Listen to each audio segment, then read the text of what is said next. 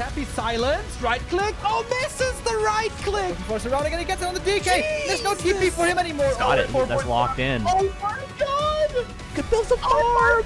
This is not a fight that Kiwikaki can win here in the upper right. Can he win it somewhere else? Oh, but this is enough moon. Does he have enough damage or he miscalculated it? Get way! Are you serious? Tunnel dead. Right click, happy. How can you save this DK? You have no resources for a potion. Trying to nuke.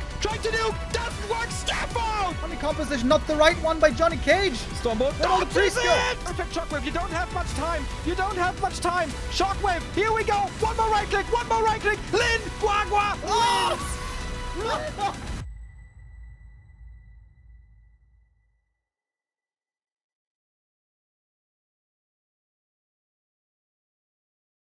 Good day and welcome everybody. It is day 19, Playday 19.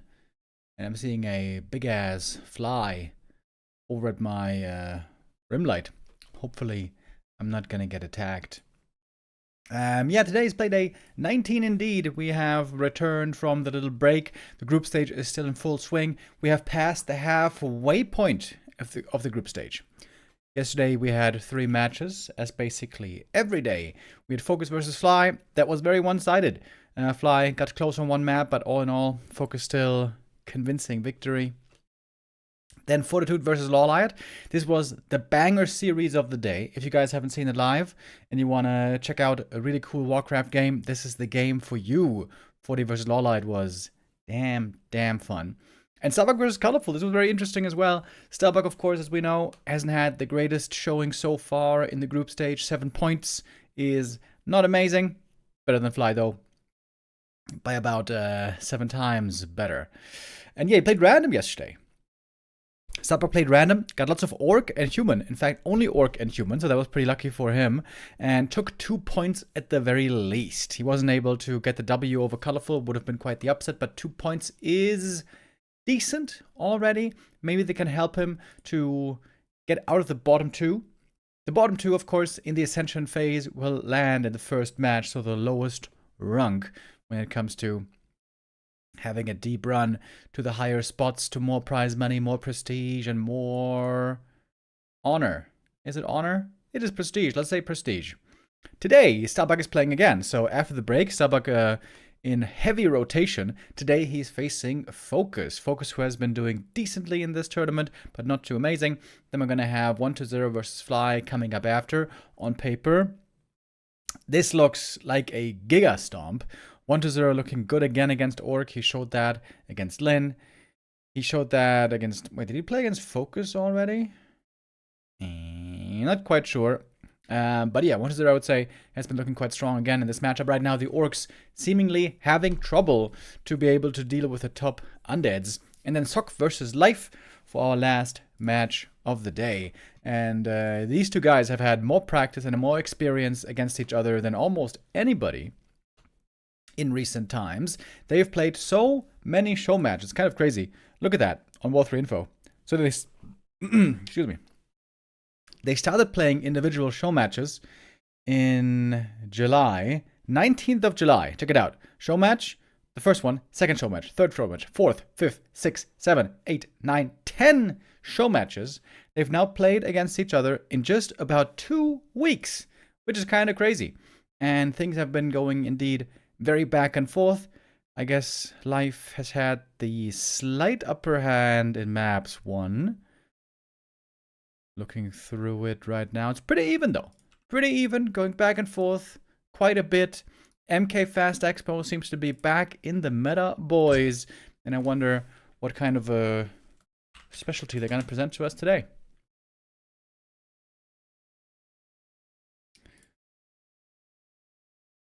All right, we are getting our first game started in just a moment.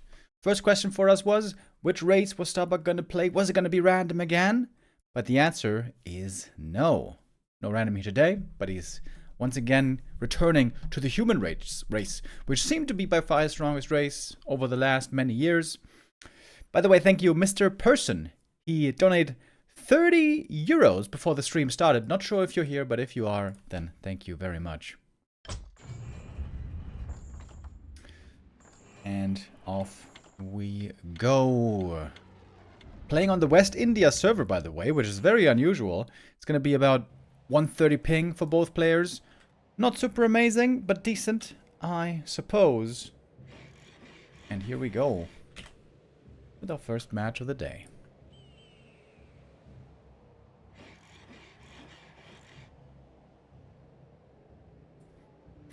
We got FoCuS in the top left, Starbuck in the bottom right. He is not going for Pally rifles, by the way. On the newer patches, Pally rifles certainly got nerfed quite a bit. Most recently, it was Fortitude, who was still able to play it quite well, even against the top orcs, even against Lin. But most humans seem to be moving away from Pally rifle if they haven't fully moved away already. Starbuck here is going for the good old Archmage first opening, or might it even be a Mountain King?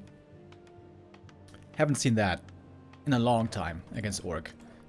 MK there seems to run out of steam quickly once he doesn't have mana. So AM is the most likely against a Farseer opening. We do see the Archmage. I feel like I haven't seen Archmage on this map in this matchup in a long time. I could see a 2-farm tech into MK rifles being good here though. Once you got the MK out, you can creep these center camps pretty well, get up your levels, get up your items. But it's going to be a 3-farm tech, if a tech at all. There's also a small possibility of a fast expansion, but that, much like Pally rifles, seems to have disappeared from the meta. Mostly lately, we've been seeing tech into casters. Priest, Sork, Breakers.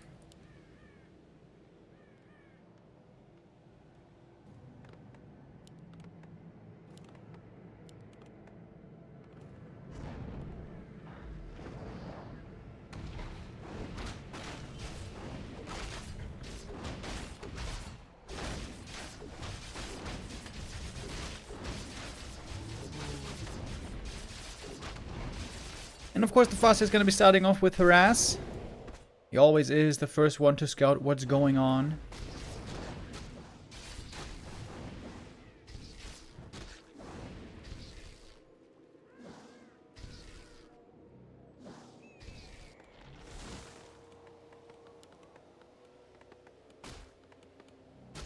Saving the resources for the tech. Should be coming up any second now. Same for the Orc. Beginning right away. We got Burrows way in the back, by the way. This definitely looks like he wants to be properly positioned far back against Pally rifles. In this case, of course, it ain't the strat.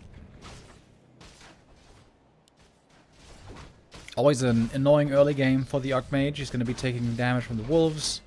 Quite a bit of it. And this is an important camp right here. This would mark level 2 for the Archmage. But he can also get it with the Militia back at home. If he goes to the green camp, which is easy to creep, that would be the level up as well. Tech timings, very similar. Orc ahead by a few seconds. And so far, I would say this is a good early game for FoCuS. The longer the AM's on level 1, the more comfortable it is for the Orc. Oh, almost getting a footy kill right here. Almost getting 2 footy kills. Oh, Starbuck pulls back that footy a little bit too late. AM got the level 2 finally, but kind of hurt already. Shop's gonna be necessary. And there might be more kill opportunities right here for the Farseer. One peasant going down, weakened from the creep camp. I think that footy is also gonna fall. Don't see that one getting saved. 2 footies lost in the early game before defend was up.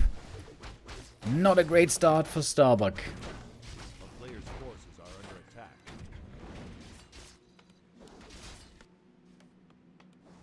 We're gonna be going rifles. This has been scouted.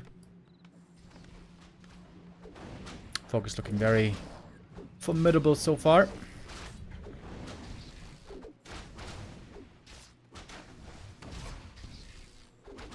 Trying to heal up the footy, but the healing gets cancelled. The next footy falls. It makes it 3 footy kills. Excuse me. 4 footy kills. With the FoCuS almost now on level 2. This early game is a disaster for Starbuck. Oh, not the way he was hoping to start the day. 2 points yesterday was not a bad showing by him. Maybe he was hoping to build on that semi-victory. Not a victory, but you know what I mean.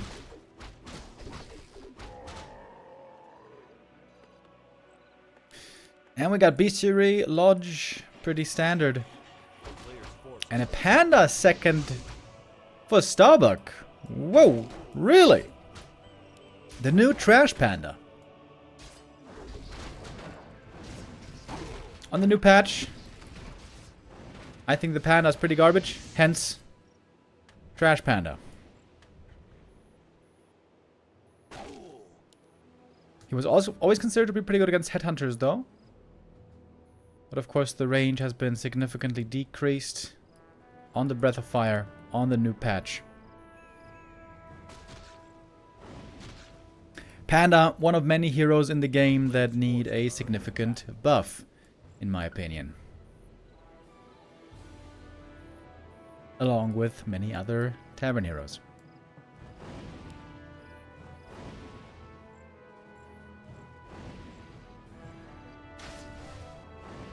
Starbuck trying to pull the hunters back into the main base. FoCuS, of course. Trying to keep him alive, but this headhunter here seems to be a goner.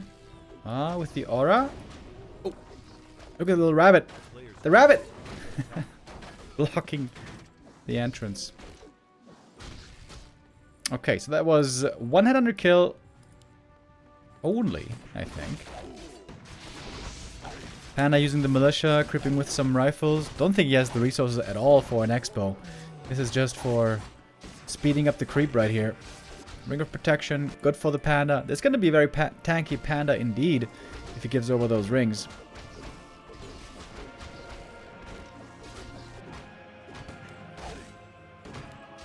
Panda over Mountain King is the choice here. We'll see if it pays off. Of course, he arrives a lot earlier than the MK. That's the big advantage, but the downside is he doesn't have that powerful Stormbolt or Clap in the late game. Was the Panda nerfed intentionally, or was it a side effect? It was a side effect. Blizzard was just... They intended to make the AoE of the visual fit the AoE of the effect, but they wanted to make up for it by buffing the damage numbers, and they were hoping that it was going to be... the Panda was going to remain just as strong as before, which already was not that strong. But in reality, the AoE decrease overall greatly nerfed the Panda.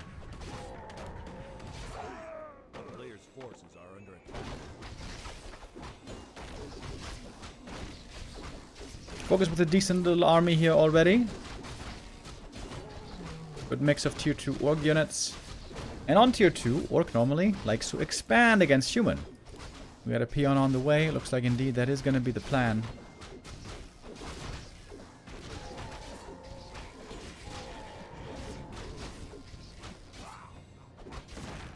Starbuck in the meantime, creeping in the center. Looking at the panda, we see he's a tanky fella with 10 armor.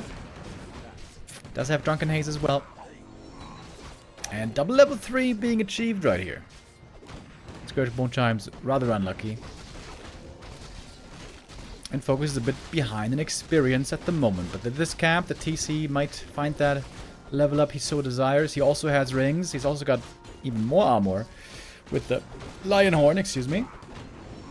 That's the level 3 just in time. We got the Stomp here, understandable, since there is rifles and no breakers in play. And that Stomp hits well. That's going to be one rifle taken out right away. Wait, level 2 Water Elementals? Against Shaman, that's weird. The micro here by FoCuS pretty poor. He was fighting against the creeps still. That's definitely a mistake. That could have gone way better this first little exchange. But then again, he got 2 rifles anyways. And there's no heal scroll. Understandably, you see the Breath of Fire. Old Breath of Fire there would have reached for the Headhunter and gotten the kill. New Breath of Fire, not the case. But Starbuck wants to keep pressuring right now, ideally cancel the expo, and he doesn't want to allow FoCuS to get to the shop to get the heal scroll. Heal scrolls here are going to be so important, of course. Panda getting a kill, getting healed as well. The surround fails. This was not the best disabled by FoCuS here. Overlapping between Ensnare and Stomp. The surround also not closed. Going for the Panda in the first place might have been a mistake with how tanky he is. And this all of a sudden now a chance to get back into the game for Starbuck. I feel like half the time Breath of Fire looks like it doesn't even do any damage. Maybe that's just me being somewhat biased though. It is a successful cancel. That position now for Starbuck. I doubt he can stick around here for too much longer. FoCuS, by the way, has a lot of mana. Chain Lightning, 2 more rifles going down. FoCuS not too far away from 4 anymore. Where are the wolves, by the way? Looks like FoCuS right now. Forgetting about the wolves. Oh, as I say it, looks like the reminder has kicked in. It's a lot of kills going both ways.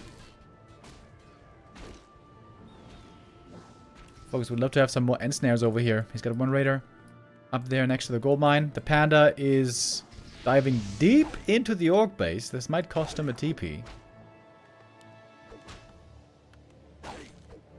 Oh, Ensnare. Surely this AM doesn't get away for free. Wow. FoCuS, what are you doing? You got another raider over here. FoCuS struggling a bit right now to put his army together. Losing one more shaman than necessary. But it is time for the expansion to rebuild. About 1.5 minutes now away. And FoCuS does defend, does trade well. Could have done a couple of things better here though. This was far from a perfect fight. Far from perfect micro by FoCuS. And I feel like the Panda has started to fall off already. If this was a level 3 Mountain King, I think that fight would have gone way better. Of course, level 3, MK in general wouldn't have arrived as early on the scene, so he might not have gotten level 3 as fast as the Panda did.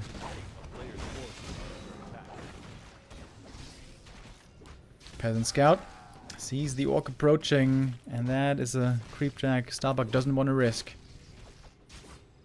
TC with really good experience, by the way. It's a huge camp steal right now. This should be double level 4 for the Orc heroes. Another big item picked up. Good experience. Starbuck now trying to transition into breakers, but that takes a while to really get going fully. Panda caught in the ensnare. He doesn't have an invo potion. Maybe feeling too tanky with those items. Chain Lightning, zap to get the kill. Taking out the carry hero. Ring of Region on the ground, by the way. Really good for the TC as well. This TC in general looking like a beast. Like a beast, like a beast, like a baller. We got another Chain Lightning ready. Perhaps even 2. 2 heal scrolls as well. Yep, there's the first. PC looking for the next stomp. It seems like the watch elements have done absolutely nothing this game. FoCuS with exactly the right amount of shaman at all times. Managing this really well. And that is a convincing first map showing by FoCuS. We'll take Springtime and claim the lead.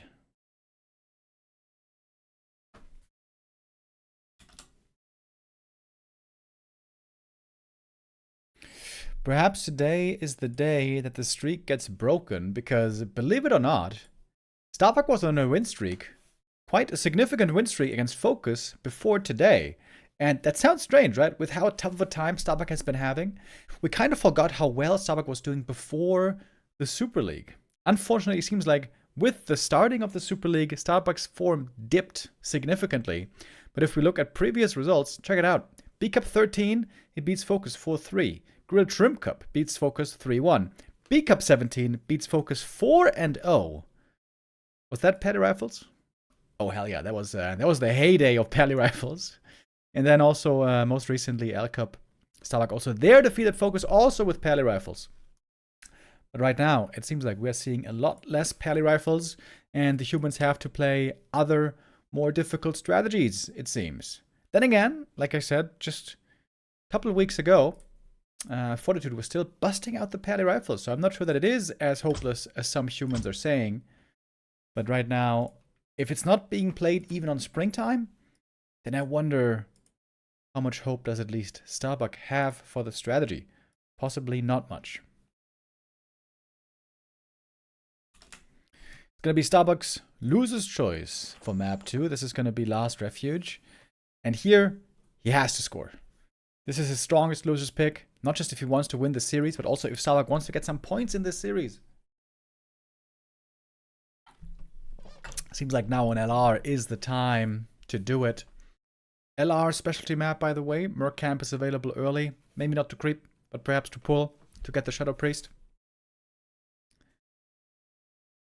And also the one map where Blade Master first can be playable. In some games, orcs like to specialize on this map with the Blade Master. Lin, for example, used to do it a lot. FoCuS, though, I feel like he's always been a little bit more fond of the Farseer than most other orcs. So maybe it's just going to be a normal Farseer Headhunter opening.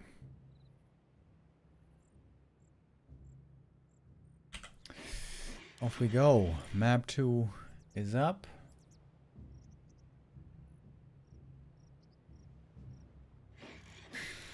FoCuS in the bottom left in the red. Starbuck top right in the blue. Again, no pally rifles. But just Archmage opening. Should be Archmage.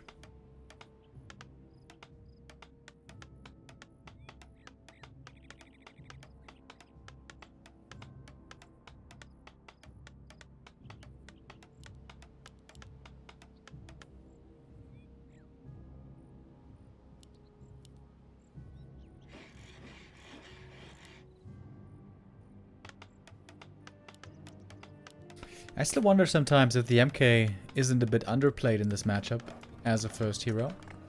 MK, of course, you would need to play expansion with.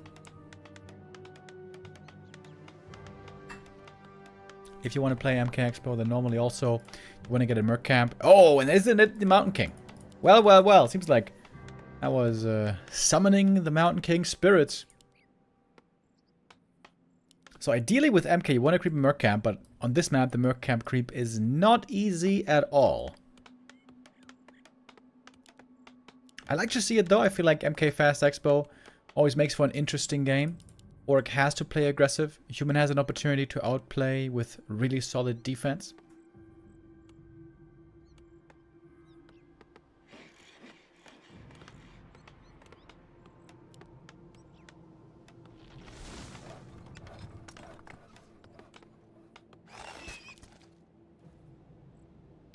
No Peon Scout by FoCuS, by the way. Sometimes he and other orcs play a Peon Scout on this map, anticipating the human, trying to go for the Shadow Priest early.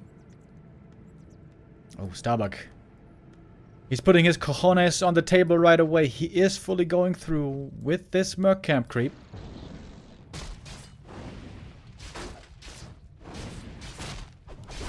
Taking out the High Priest right away.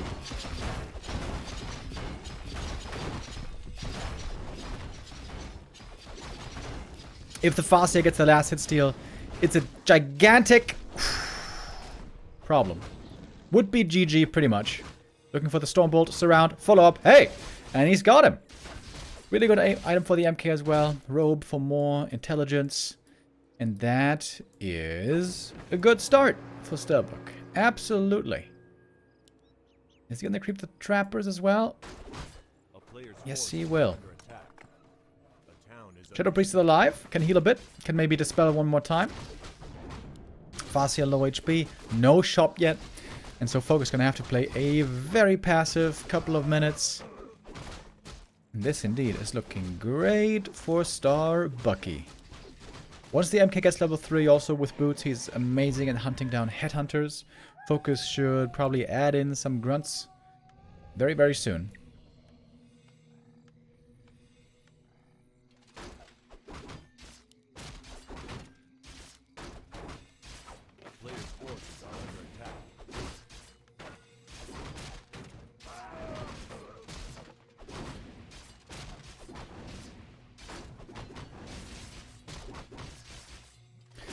Claws of Attack, not bad either. We're getting a decent little mercenary early game army.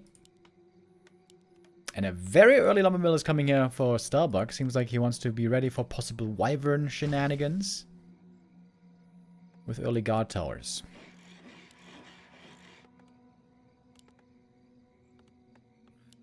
A player's forces are under attack.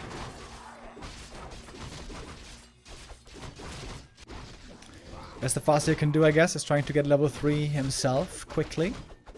Ooh, this is a very good item right now. Replenishment potion. I always love that item.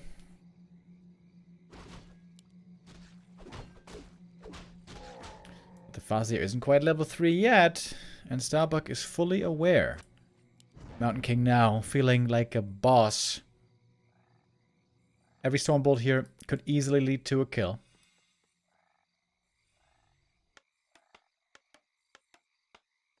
FoCuS though, pulling back his forces. They're not necessarily safe in the main base, but safer, I suppose. Bossier would love to throw in a Chain Lightning here to look for more peasant kills. But now MK in the main base. And it's hammer time. 2 peasants killed though. This isn't bad. Chain Lightning comes in. Didn't bounce too well. And we got more Shadow Priests. That's more Dispel. More Stormbolts, more kills. Mountain King is going to get trapped in the Orc main, though. Is he going to attempt to go for another kill here? Yes, he will. Gets it. Has to TP out now. TP into the main base. We don't have a shop yet, by the way. Fossier. Ooh, if he gets the Bursey. That would be the level up. That would have been so big. But doesn't quite get it. Double Bestiary coming up. 3 peasants killed in the end, so Expo build was delayed. And the Mountain King living a bit of a dangerous life at the moment. He would love to find a replenishment potion now. Crystal Ball, though. That's probably the worst item right now. But a quick level 4. And that MK is hella strong. Starting on level 4 and onward.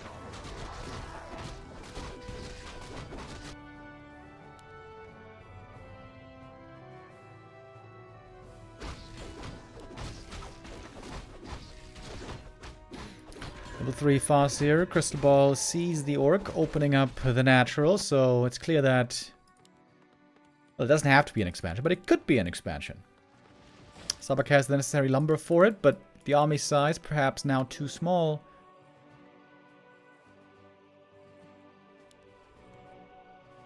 Shop was made. MK is healing. He's got a lot of mana again. Normally when you're playing Archmage versus Mass Raiders, it's very hard to find the kills on them, find the catch to take them out. But with MK, of course, with Stormbolt, you got a lot of catch to work with, so Raider kills are normally easy to come by, especially with Mercenaries. Would love to see a Mud Golem as well. And look at that, the footy over at the Expo. All the Starbuck fans are rejoicing. This game is looking very, very good for him.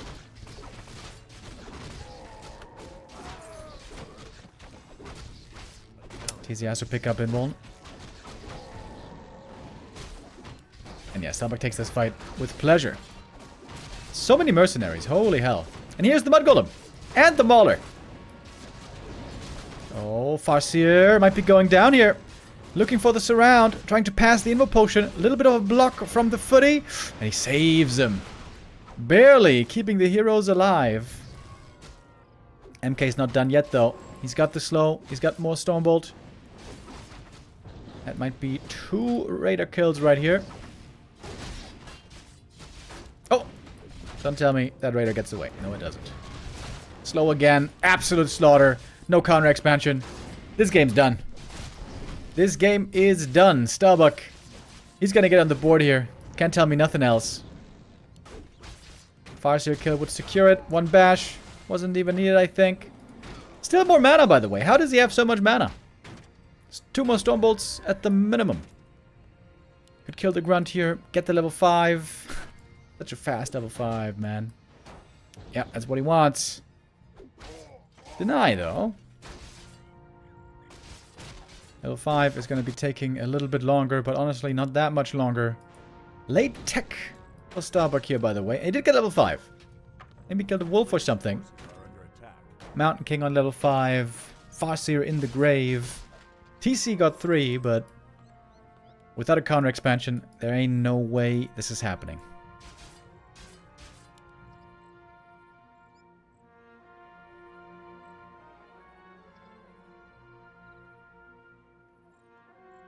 MK never got boots, by the way. That's very unusual.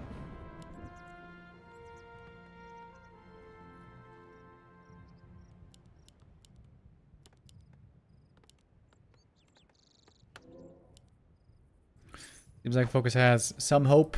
It might be misplaced to still be able to win this game. This is the MK show now.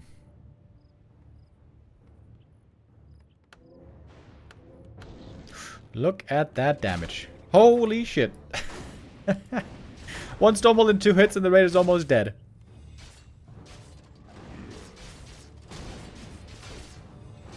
I feel like the last couple of days, Bash in general has looked so good. Not just Stormbolt, but Bash. Especially against Night Elf, where it's so strong against Demon Hunter. Yeah. Yeah, MK level 5, guys. It's pretty good. It is pretty damn good. And why stop at level 5? Maybe he can get to level 6. We got 2 more Stormbolts. This rope with the Magi, by the way, has been real nice.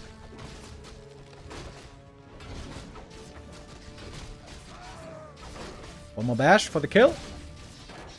That Raider actually gets away. Good save right there. MK using the last bit of his mana. Now it's time to leave. And he got a lot of kills once more. Kept FoCuS busy. Still no expo. May want to check for it again with the footies. Finally, arriving on tier 2, going double Sanctum and Blood Mage. I would have expected more of an Archmage play here. But no, Blood Mage it is. And time was also bought. Nicely fortifying the expo. I love to see this. Double tower, farm wall. Really cool play. This is the Starbuck that we saw before the Super League. This is the Starbuck that we got used to witnessing. Seems like he's been missing for a long time.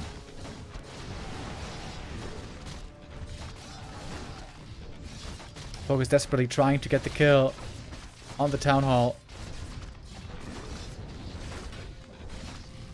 He's getting kind of close, but I don't think he's going to be able to pull it off. Nope, no sir. All the Raiders going down. Shockwave. Got close indeed. The Town Hall is still up. The Peasants will be remade. And let's not forget about the Mountain King. Even if the Expo falls, we still have a level 5 Mountain Kungan. Bash. And he's dead.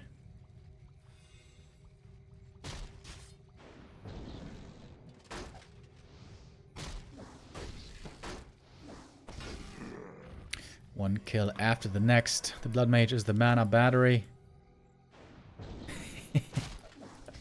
Oh my god, did so much damage from this MK. Also the claws and gloves, by the way. Not bad. Another bash, another kill.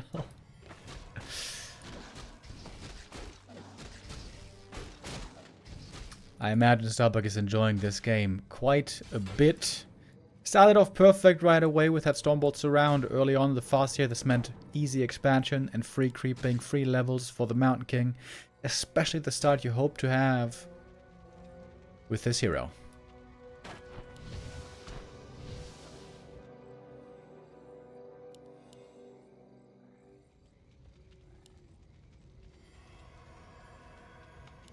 Mana Siphon again. MK says yummy yummy. He's passing around the robe as well, so this is some advanced specialty moves. Oh, some casters getting caught. That might be some easy kills with a chain wave. Bastian now level 4. At this rate though, we're gonna get to Cosmodon pretty soon. Or in this case, probably just level 3 bash.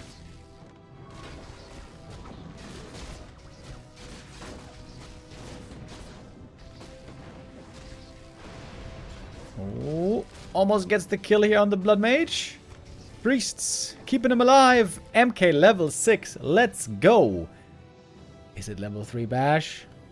Level 3 bash is a 40% proc chance. Pretty crazy. And that is a game. Starbuck ties it up. Well done. Good game played here. Oh, where are we? Here we are. That was a Mountain King masterclass. That just looked absolutely wonderful. Precisely the kind of game you love to have with the MK. Yeah, dude, Bash. Bash is, I think, one of the sleeper abilities of the new patch. This wasn't buffed last patch, but it was buffed like 2 or 3 patches ago, where the damage was increased, right? It used to be 60 damage always. No, wait. It used to be 25 damage always, I think. But then it was increased to 40 and 55 on higher levels. Right? That's something. Yeah, exactly. Bash used to be 25 only, and then increased on higher levels. This isn't always super relevant, to be honest. Mostly it's about level 1 Bash. That is the thing that wins you the early game. Level 2 Bash takes a long time to get to. But when you get there and you can keep brawling with the MK, it's still really good. Yeah, level 3 Bash, by the way, is pretty sick. 40% proc chance. Level 3 Bash. Every Bash. 55 damage. It's actually super good. MK, one of the best level 10 heroes in the game in general. All of his abilities are crazy. With the Avatar, I think, actually being the worst ability. It's one of the coolest abilities. But in terms of power and mana cost, I would say worse than the other ones.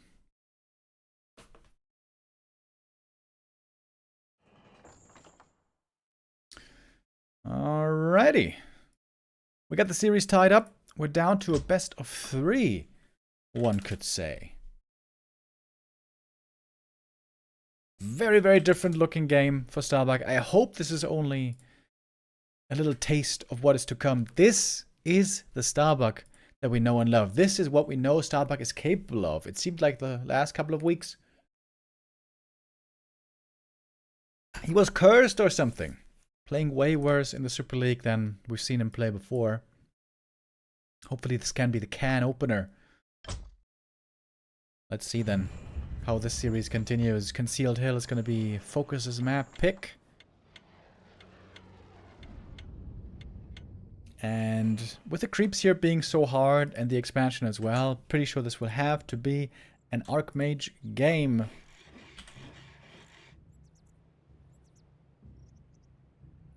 For map number 3.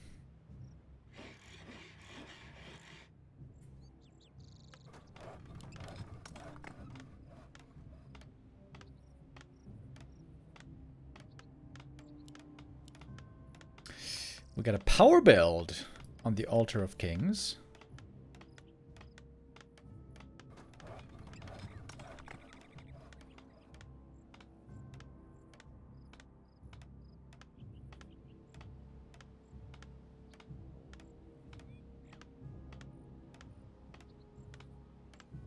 Only for a short moment. Wait.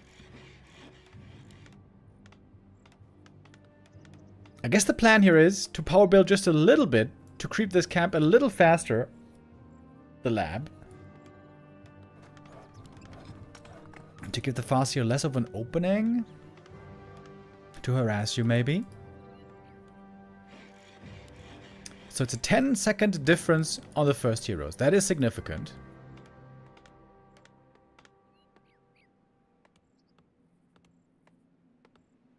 And of course, this is going to be Farseer Headhunter opening once again.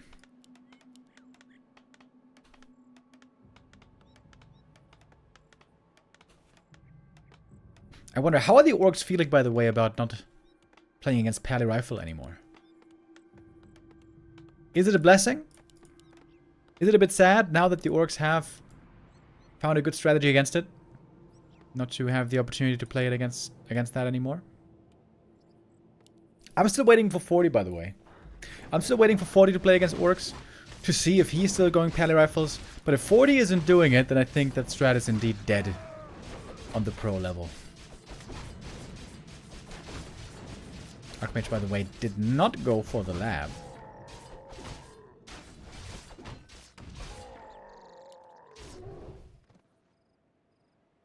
Trying to evade the Farseer scout. So this is pretty cool.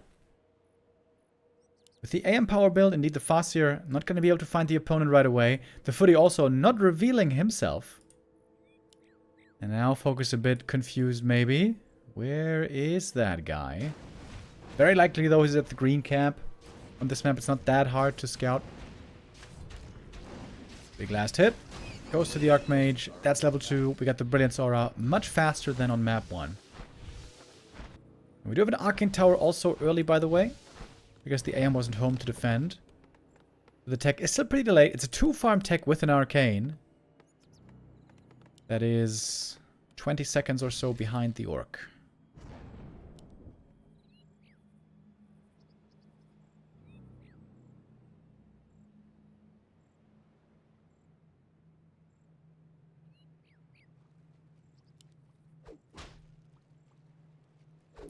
Lem is in the chat saying, "It is a curse. Imagine having a new strategy that got killed instantly." Players' forces are under attack. Lem is perhaps one of the more biased people when it comes to this. Yeah, I also think it would be cool if Pally Rifle was still playable, perhaps on some maps, in some situations. But it obviously was very busted for a while.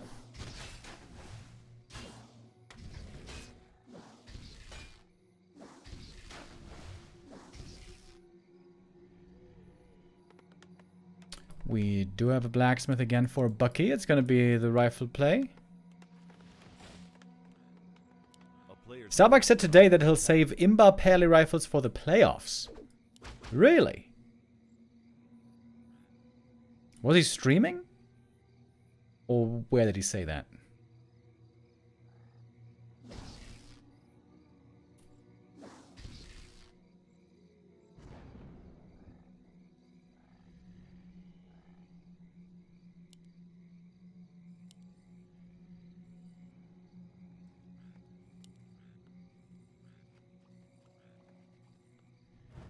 Players' forces are under attack. Oh, militia call here. Very ambitious. Starbuck was thinking about creeping the natural. Probably just for experience.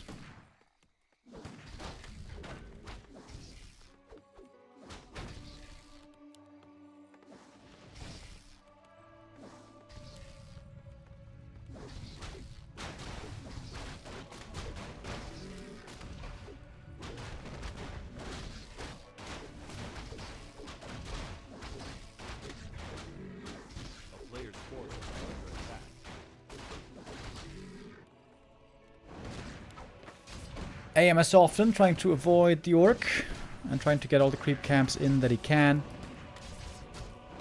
But level 3 is still pretty far away, so I guess that means that FoCuS can be very satisfied with his early game. Ooh, we got a watch elemental here at the tavern. Maybe just for scouting, not for hiring a hero. It is MK second this time. And double sanctum. Oh. This is look like that old Sock build. 3 rifles into breakers. This is what Sock used to play all the time. Quite a while ago.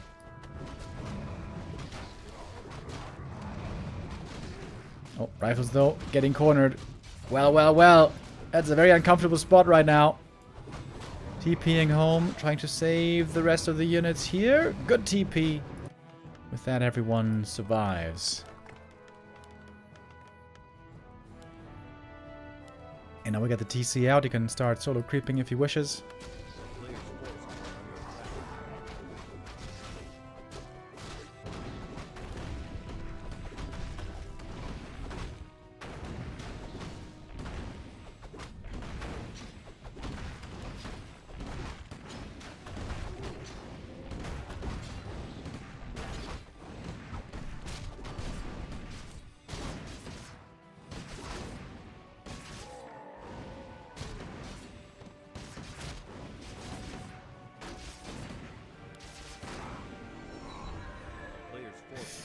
Got a level 3 Archmage here finally, but we already have the Shaman out and ready. Starbuck going level 2 Watch Elementals again. I feel like this is a bit questionable, isn't it? Level 2 Aura seems to me is more reliable here. Those watch elementals normally just get killed. Dispelled. Dispelled.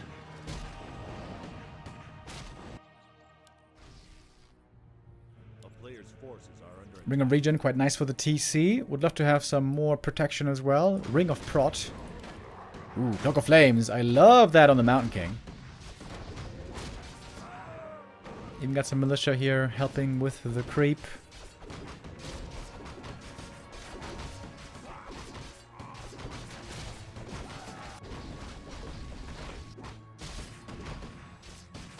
Starbuck isn't really thinking about expanding, is he?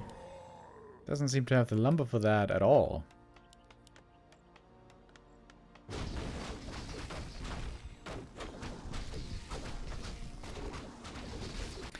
FoCuS also taking his time with the expo. player's forces are Not going to be ready that early.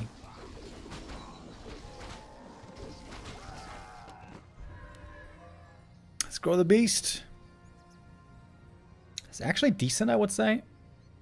Unlikely that the priests can dispel all of it. Adept training though is finished. For priests, it's also coming for Sorks. Mountain King definitely needs at least one more level up here. He did go clap, by the way. Lately we've been seeing lots of MKs not going clap, but rather going Stormbolt and Bash. a player's forces are under attack. And first attack into the main base by FoCuS. He's going to get a freebie right here. One breaker he's going to take gladly. And breakers are going to be possibly a problem for the Orc later on. He's got Stomp, which is not good against breaker armies normally. MK clap. Oh my god. FoCuS, he's not moving. What? FoCuS is standing in the middle of the MK clap. What? Alright, now he's trying to run away from it, but the MK has done a lot of work already. Huge damage onto these backline units. TP out now forced. Stormbolt comes in. That's another kill. Possibly one more on the Shaman. No, that one actually manages to get away, but that was weird positioning by FoCuS, just standing in the middle. Like, allowing the MK to stay in the middle of his army. Still trying to recover from all that damage taken.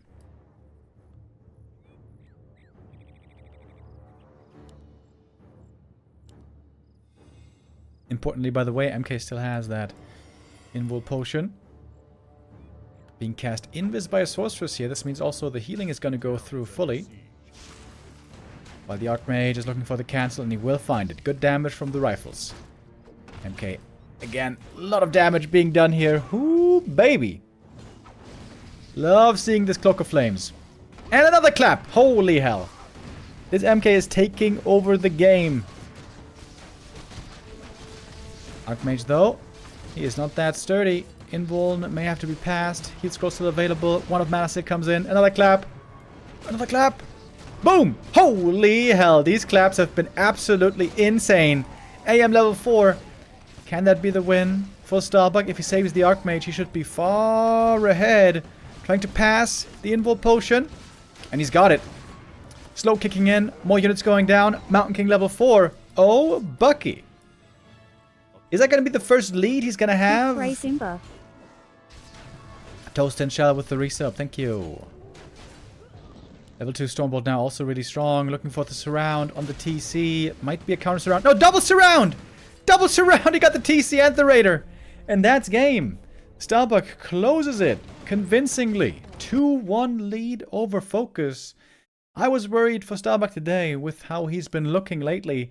But he is technically still on a win streak against FoCuS. 4 matches in a row. Perhaps he will build on that today, and perhaps he will get his first win in the Super League at last.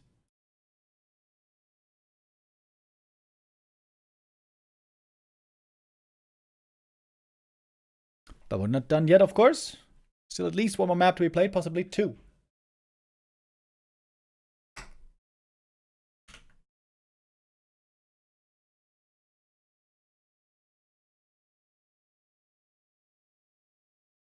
FoCuS still with the opportunity to win this series.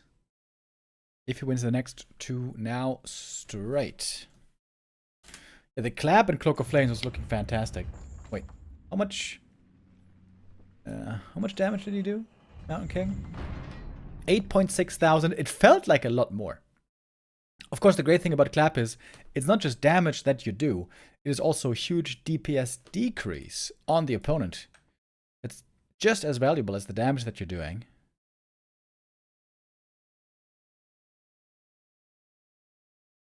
That was a very satisfying Mountain King game. Level 2 Clap, perhaps back on the menu. I was missing it.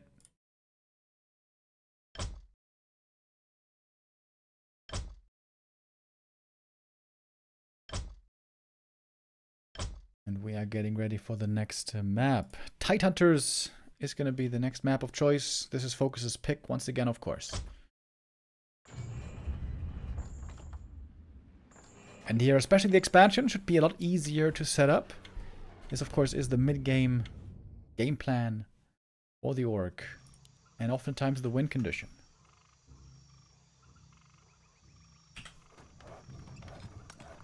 Alright, Bucky.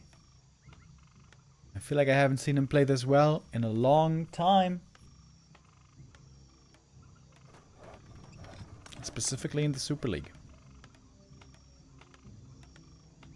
A win today would perfectly follow along a path of improvement. After the break, Starbuck coming back lost very clearly to Labby 0-3. But then against Colorful was very close with 2-3. And if then a win follows today, maybe he's riding the wave again. The wave of momentum. I'm trying to look up right now what his first couple of games were again. He had this close series against Moon. Did he lead against Moon? Yes, Starbuck was leading against Moon. 2-1 on the second Playday. Where the fifth map decider was so insanely close. So Starbuck has had the lead once before.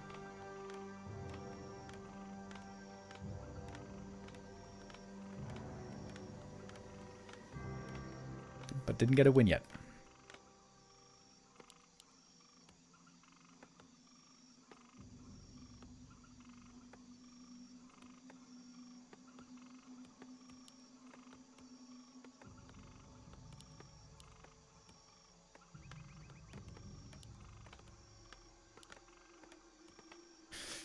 Early tower for Starbuck again. Did he go for a power build? Not really.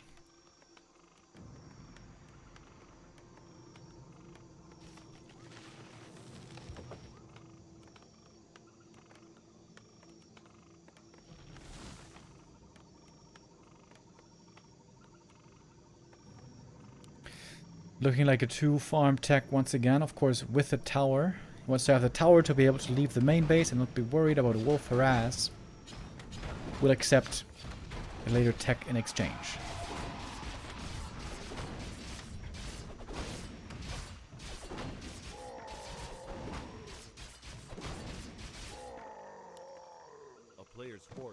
Claws of attack. Good start for the Archmage. FoCuS starting off with a bit of creeping himself. Quite easy to do on this map for the Farseer. Oh, is he going to check the natural? Yes, he is. Last hit steal here would be gigantic. Item steal would also be good, but it's mostly about the experience. And the AM gets it. The claws helped. Now he's got 2 of them. Double claws. Fantastic start for the Archmage. Plus 10 damage right out the gate as the brawling begins.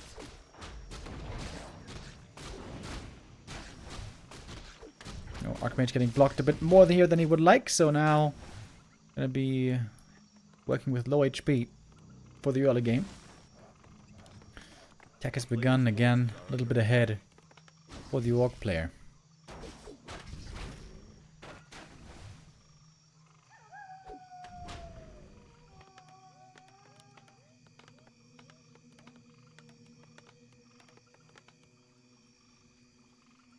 Foot is not going to be that important this game. With the 2-farm tech, you only have 3 footmen, I mean, for the entire game.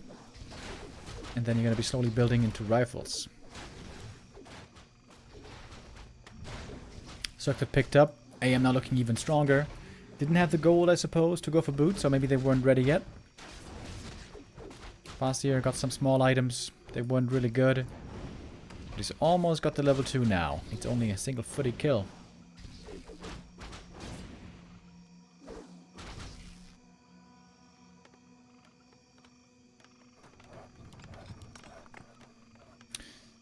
No shop being made by Starbuck.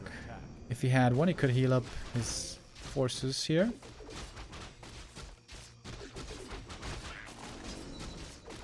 Fascia now level 2 might be able to grab the experience lead. Starbuck trying to get the next item. With the footy scout towards the left, he saw that the orc wasn't too close. Claws again. Holy! Triple claws Archmage plus 17. This guy is carrying a howitzer. Not the most insane levels, but items are looking fantastic.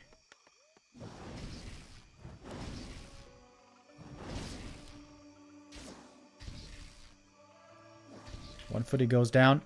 The shop is now coming up.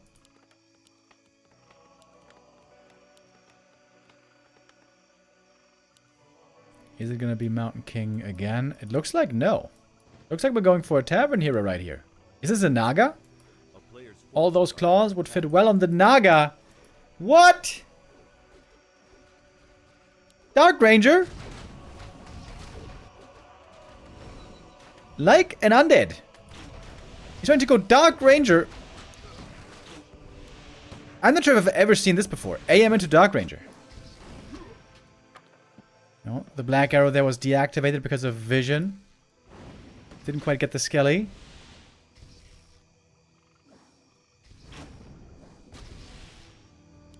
Fascia got the level 3 though. That is quite strong indeed. Got the big item as well. And that is going to be 1 kill on the rifle. Probably. Yeah, 1 more hit. It's a deny. Dark Ranger. How deep does she want to go? If she goes in there, she's dead. Can't do it. Dark Ranger second. Starbuck cooking something up here. Back at home. Archmage in serious trouble. He has to TP to the shop. Dark Ranger not running. Ooh, Starbuck. His second hero. He didn't pay attention to it. Too late with the move. Fascia is trapped, but he's got the TP. Archmage? Ooh, almost died to the right click right there. At the end of the day, it looked really cool, but the Dark Ranger died, a rifle died, the TP was lost, heal pod forced. And Starbuck's gonna give it up. Oh man, maybe cooking a bit too hard. 6-minute 52 game, that was a quick one. FoCuS ties it up. Starbuck trying to get really cute. I think he knew that FoCuS was creeping at the market. He was trying to kill one headhunter after the next, get a skelly snowball rolling, but that didn't really come together that way. And so we're tied up 2-2. Good to see a close series here between our two contestants. And the 5th map is going to be our final decider.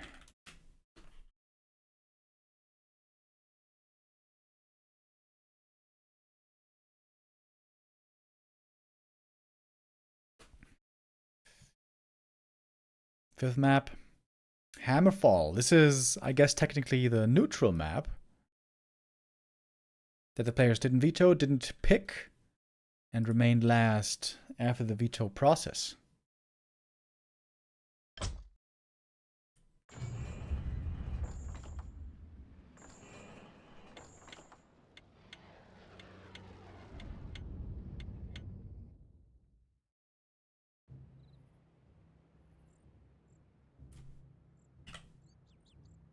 Oh, wait, gotta update the score. Here we go.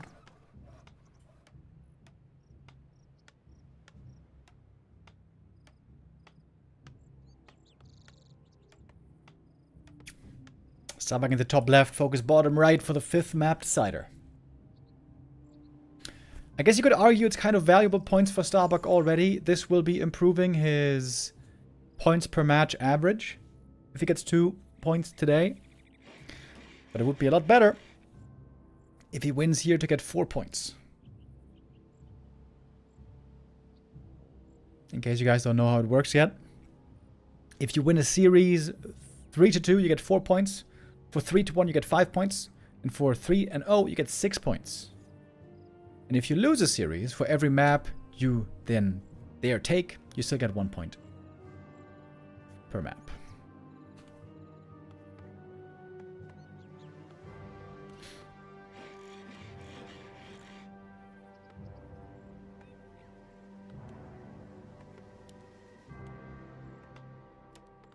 Wait a minute.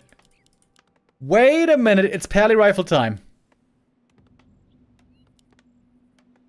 And not the most common Pally Rifle build. It's early hero. Later rifles.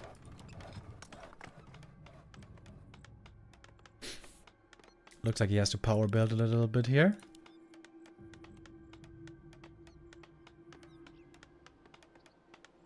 Well, well, well. Pally Rifles on the decider map. FoCuS has been conditioned now to expect something else. And look what he's playing. He's playing Grunt opening into Headhunters. It doesn't sound like much, but Grunt is very bad. Grunt opening is very bad against Pally Rifles. Running in the Grunt to try to do damage, he takes a lot of hits. I suppose on the new patch, with him taking less damage, it's less bad. But still, normally you just want to have Headhunters for the early game. The great thing about this build is you can creep the first camp right away before the Farseer shows up. Full experience, a little item, and a little tome. A player's forces are under attack.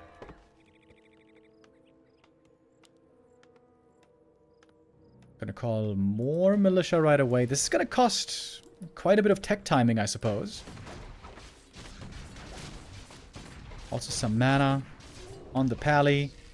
Ooh, but the Farseer, he might be giving a free level 2 to the Paladin, which normally you never want to do.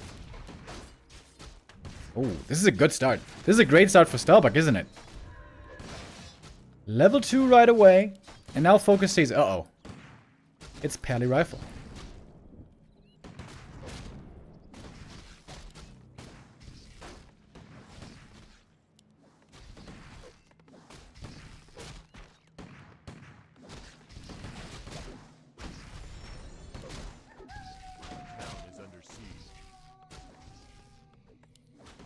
Forces are under attack. Almost taking out the wolf there as well.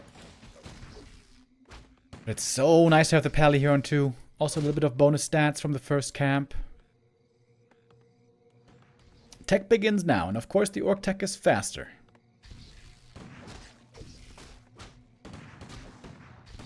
Militia being sent to the Makrura. That's perhaps a bit ambitious.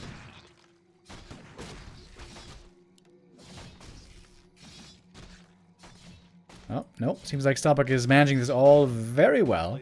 Took a lot of damage, by the way, on his peasants. Didn't go for a tower yet. Wolf harass in the main base. Could still be strong. But this is a fantastic start for Starbuck. He got 2 camps already. Beyond level 2.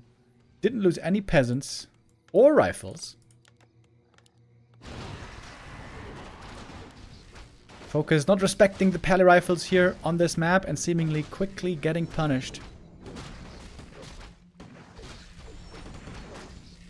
Paladin is starting to run low on mana, though.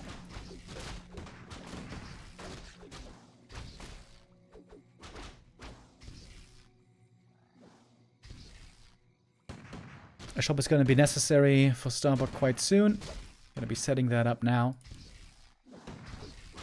Farseer items, by the way, really not the best. Waiting for a second hero, though. That should be the Naga, most likely. A player's forces are under attack. Oh, Pally. Missing perhaps the opportunity to get a kill here on the Grunt.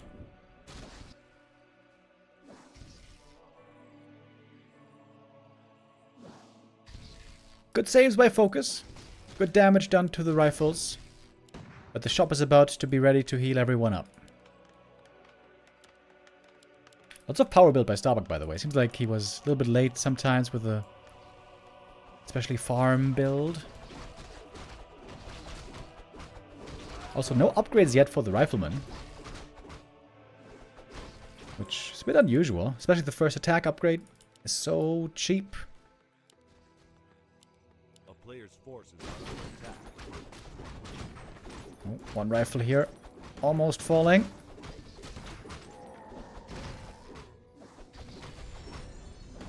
Still no long rifles on the human side.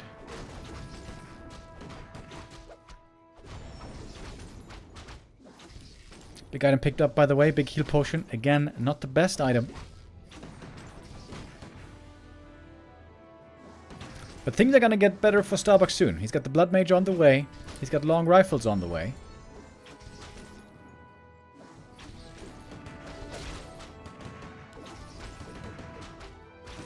Heal pot passed. One more Holy Light. Doesn't use the heal potion! Oh my god, FoCuS. Are you serious? He passed the heal potion so early. Doesn't use it though. Now a block with the rifle. Opportunity for another hero kill. The Naga though, quick enough. Just about to get away. He was waiting for the last second to use it. Oh man, FoCuS. What an unnecessary mistake. A player's forces are under attack. If he saves the heroes here, this game might be looking really good for him, but that hero loss is so painful.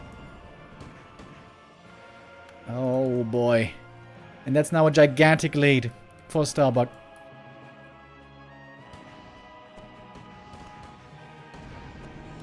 Gets to level 3. Oh my, oh my. Starbuck going tier 3 right away. He knows he has to get ready against Torrens soon. Forces are under attack. Finally getting some upgrades on these rifles.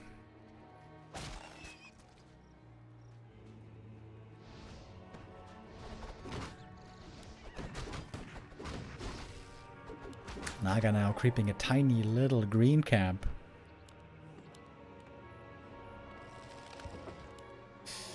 As the Farseer returns on level 2. Big heal potion. Very good for the Pally. Blood Mage. Fork Lightning. Ooh, wait. Where was the Fork Lightning? Couldn't he have killed him? Well, now he's back to healthy, of course, thanks to the level 2 Holy.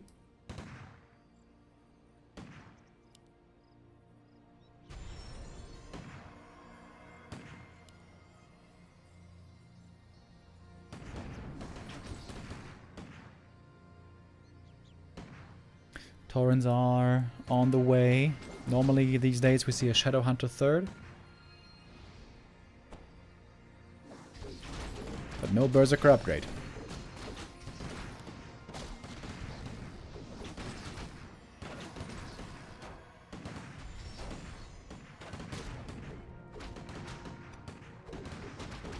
And now the Pally Rifle is really kicking in. Double Griffin Aviary is on the way, by the way. First armor upgrade also coming.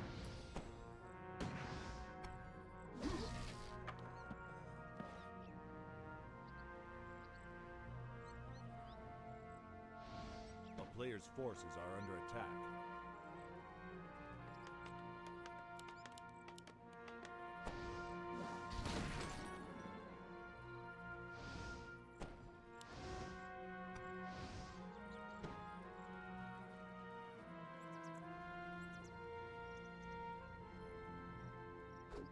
Oh, FoCuS, this is going to be a long climb back into the game.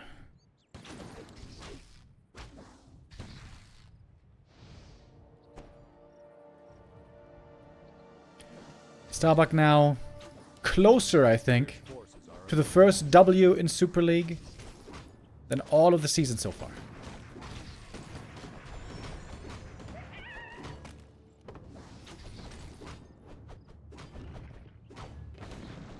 With MK first, with Archmage first, and with Pally first. Really cool to see Starbuck here deviating with his strategies. We got 2 Torrens now out. Oh, Flame Strike interrupted. Very good Hex. Hex also coming in against the rifles. TP out by Starbuck. Trying to stay in range, and in range he is. Nothing lost. Back at the shop. Time to heal. And time to make some Griffins. A player's forces are under attack. Second armor upgrade. This is shared between rifles and Griffins, of course.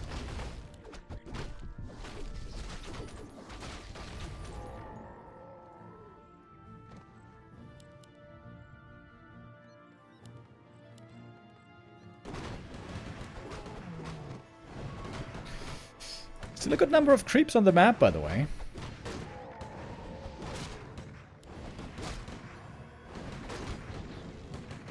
And Starbuck's heroes will only be really strong once he gets level 4 Blood Mage. To have Siphon 2 and Flame Strike 2.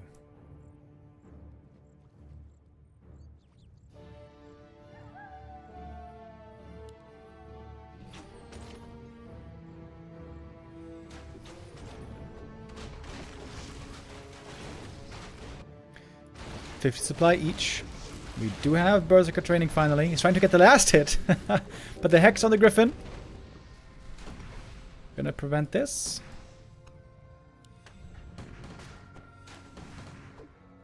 Love to see the Orb of Lightning also. There we go. First hit Purge on the rifle.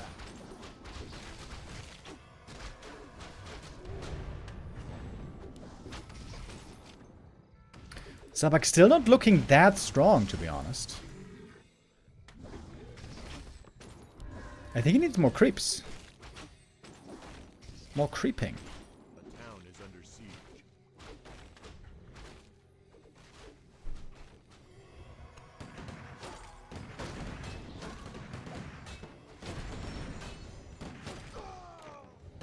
A player's forces are under attack. Oh, the seafood can wakes up. I feel like this always happens to orcs. They always seem to have their war mill over here, and then the sea peoples get offended. The town is under siege.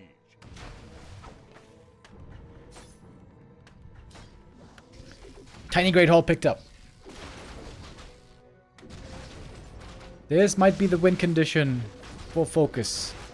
Needs to place that as soon as he can. This is burning a hole in his pocket right now.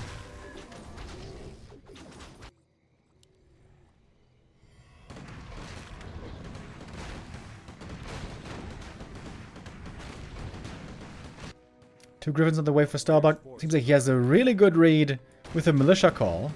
Not sure if they're here just to help with creeping or actually to go through for the push because the Tiny is there. But Starbuck's close by. Is Starbuck gonna check for it, I wonder? Double level up. Big ones. Book of the Dead. There's actually no walkers. There's no walkers, so the Book of the Dead is actually good, I would say.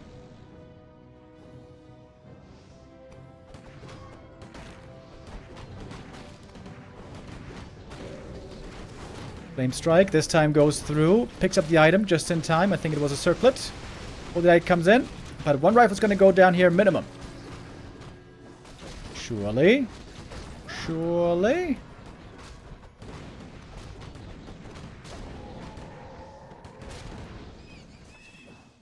Starbuck has to act. He cannot sit back. Next once more. Starbuck struggling a bit with the micro. The Griffins are wasting quite a bit of their damage uptime. He'll scroll against the Flame Strike. The Griffins, they should be further back. Griffins are too far in front. Holy Light once again. This Flame Strike is big! Oh my god, huge damage! Oh my god! FoCuS just face tanking the damage from the Flame Strike. He had a heal scroll against it, but that was the last one. Expo is running, but it hasn't been for long, and Starbuck is pressing on. Now he's got way superior mana. With the Orc being dry, basically surrounding the Naga there with the Skelly. Starbuck now getting cute. Level 2 Flame Strike. We got one of them available. Kodo Beast is now in as well. Waiting still for the Flame Strike. No Hex against it. Kodo taken out easily. No problem for the rifles, of course. Griffin's tasked with taking out the peons. Another Holy Light comes through. Level 4 Blood Mage. Now we got full potential Blood Mage. Level 2 on both spells. That should mean more mana for the Pally. Plenty more. And it's a bunch of kills. Starbuck, it looked scary there for him for a minute. But now he is fully online. Double level 4 heroes. Griffin Rifle Army. Level 5 Paladin. And this expansion didn't really pay off.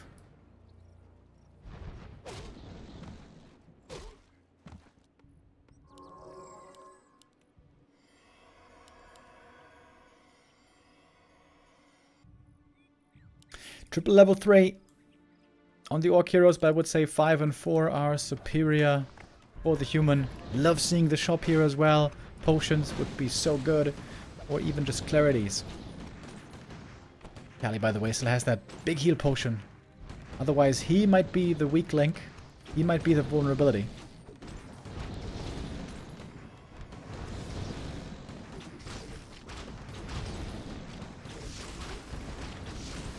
Torrent's now getting quickly taken out by the Griffins, and the Holy Light is huge! 600 heal for 65 mana. So good. And that's gonna do it. GG it is. Starbuck takes map 5, the decider. Starbuck finally gets his first win in the Super League. And 4 points, big points, for the standings. And Starbuck came in with the raid as well. I don't know if he's on the stream right now, but give some love to Starbuck, boys. Bucky with a great showing today. Seems like his form is trending up and up. After the break, coming back against Labby, was having a tough time. Against Colorful, he got really close. But now, absolutely wonderful play against FoCuS. Map 1, it seemed like was a bit of an off game. That one didn't work out too well. But the following maps, Bucky looking damn good. Bucky, he's back, boys. He is so back. And this means a significant jump for Bucky in the standings. Taking a look, he is still second last, ahead of Fly. But we got the win in here. That's 4 points. Moon is technically ahead of him in points, but he's got way more games played, but also more points per match average. But if Starbuck now wins a few more maps, a few more matches, get some 4 points here, maybe some 5 points there, there's still very much a possibility for Starbuck to escape the bottom 2.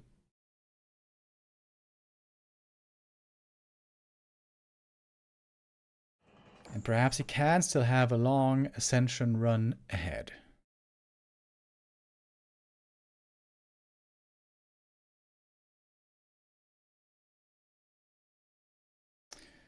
Alright, that is our first series of the day done. Took us a little bit less than 1.5 hours.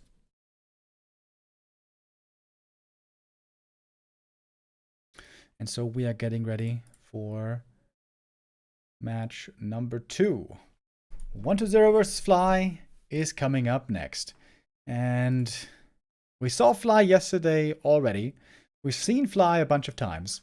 And I guess I don't really have to tell you guys that things have been looking very tough for Fly. 6 matches, 1 map. That's kind of insane, actually. Only a single map out of 16 matches, only a single point for Fly so far. Like, even if Fly now wins most of his remaining games, he's still going to be bottom 2. Guaranteed, right? And how realistic is it that he's going to start winning hard?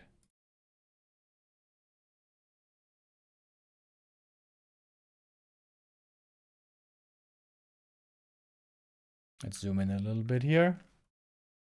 Make it a bit more readable. Yeah, Fly. I mean, yesterday I was asking the question, how many points is Fly going to get throughout the running season in the round robin? And I'm saying 6. I think Fly is going to get a few more points here and there. Maybe even 1 win. But might likely not 1 win if it's only 6 points. But yeah, I've seen now many of Fly's games, and I have seen a lot of disappointment. So, anything more than 1 map today for Fly would be a giant surprise, to be honest. For 1-0, it's been a decent Super League. It hasn't been fantastic, though. You can see it's been going back and forth. We've had 3 losses so far and 4 wins. But yesterday, no wait, 2 days ago. 2 days ago against Lin, he had a really good showing there. In the Undead versus Orc matchup, Lin seems to be struggling a bit right now. And 1-0 making use of that, taking advantage. 1-0 used to be the king of Orc in this matchup. King of Undead versus Orc, I should say. And it's looking strong there once again. All that is to say, 1-0 is going into this as the huge favorite. And to underline that a bit more, we can look at recent results between 1-0 and Fly. It is a 7-match win streak that 1-0 is on right now. Last time he lost, okay, that's kind of wild. Last time 1-0 lost to Fly was 2021 NEXT Spring. That also means they really haven't played each other much. At all. That's kind of crazy. This is their first match against each other in 2025. And last year, they only had a single match against each other. Kind of crazy. ELO rankings-wise also, 1-0 far ahead in 4th over Fly in 27. All those losses have been pushing down the ELO points. Fly has, had the roughest of times. We just saw Starbuck having a big W moment, a victory moment in the Super League. Can Fly get one today? I'll be honest, I would be hugely surprised.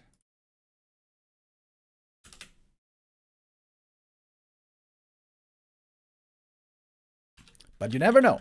Surprises can always happen. So let's see what we're gonna get here and start our next series.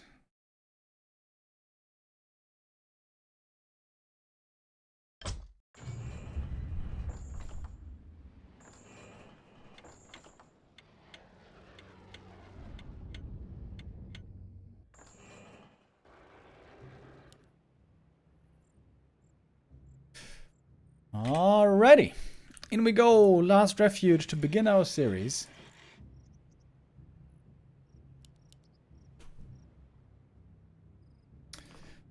Onto 0 top right, opening with ghouls, Fly bottom left. With what normally has to be a Blade Master. I feel like Blade Master Triple Hero is very good on this map. It's extremely dense in creeps. Lots of experience, lots of items. It's great for an orc. If you can make sure that the DK doesn't just run away with the early game. DK ghouls can creep super fast up here, pick up claws and so on. Would get a fast level 3 if you don't interrupt it. So Fly will have to make sure to slow down the undead at least by a bit.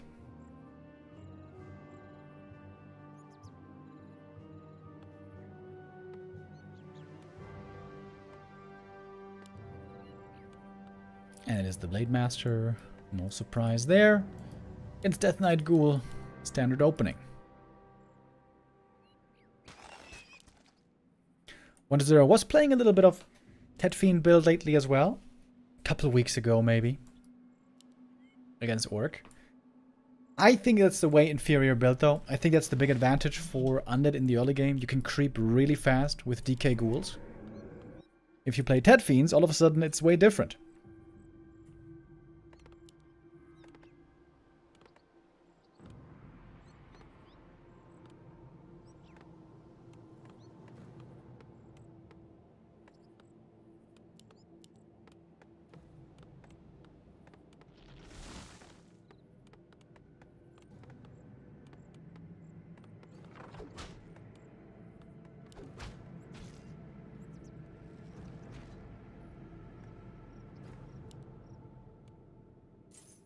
Players' forces are under attack. Blade with a fast tech. Oh, is he gonna go double circlet? Oh, it looks like he is. Oh. Wow.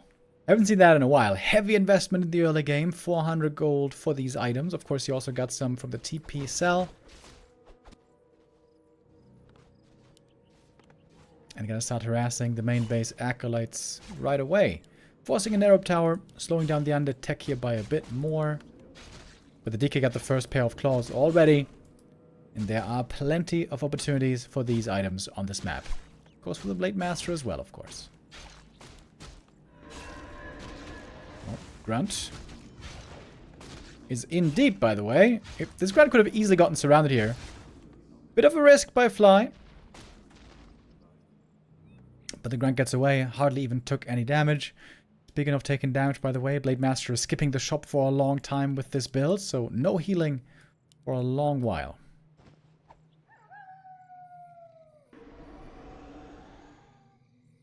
A player's forces are If 1-0 reacts slowly here, this could be a kill.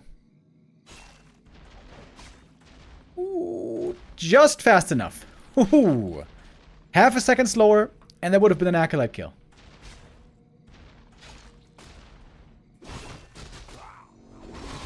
And effectively, that's a lot of time being wasted. Also, there's another Acolyte down here, actually. So it could have been replaced, perhaps. It still lost mining time. We're going to compare the gold mines here in a little bit. The DK is getting a lot of creeping done. This is very good for the Death Knight. It has lost gold and lost lumber. Blade gets the kill in the end. Oh, he might be dead though. Oh, the classic fly early on map 1. 4 minutes 20. Blaze it. The blade goes down. Did he get the experience? Oh, yes, he did. Oh, yes, he did. DK level 3 with full mana with 2 claws.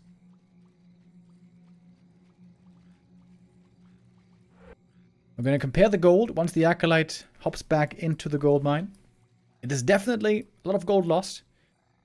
That's a big experience lead. This Death Knight is going to be level 4 quickly this game. And he's also creeping a lot of claw camps away, I think. Tier 3 rush.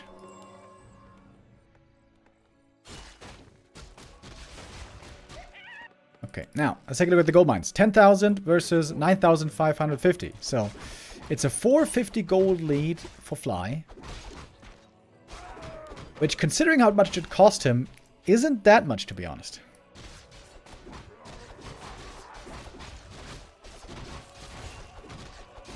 Triple claws on the DK. Close to level 4.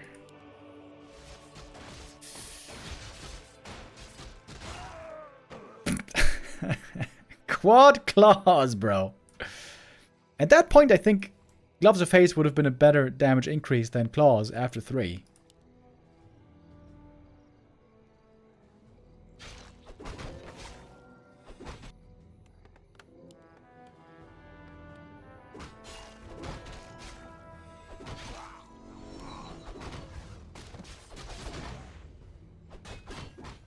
There's a dust on the DK.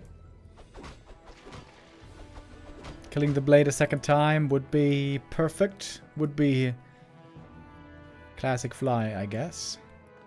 a player's forces are under Lich on the way, tier 3 in Slaughterhouse.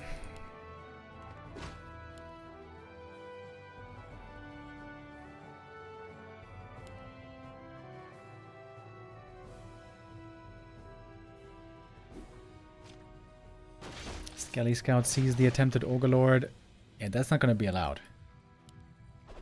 1-0 loves to play aggressive here now.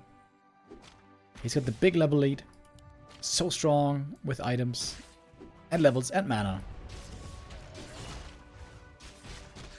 One ghoul's going to go down. Could perhaps get a second here. Another Hex.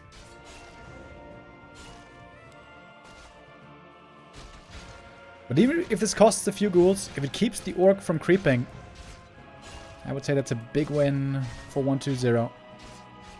Lich now joining. Bringing a mana potion would have been perfect. Oh, careful!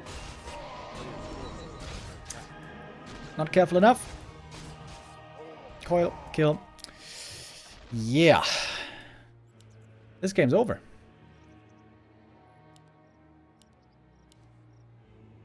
Level 4 Death Knight against level 2 Blade Master. Fly trying to go Wyvern and Berserkers. a player's forces are under attack.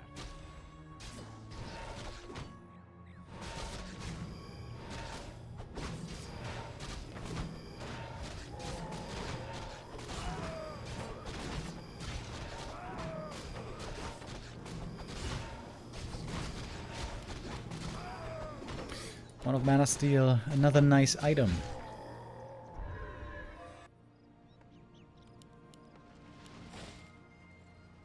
A player's forces are under attack. Frenzy finishing up.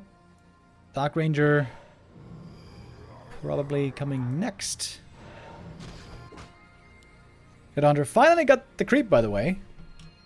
Took him a couple of minutes, but he's got the Helm of Valor. That is indeed fantastic for the blade.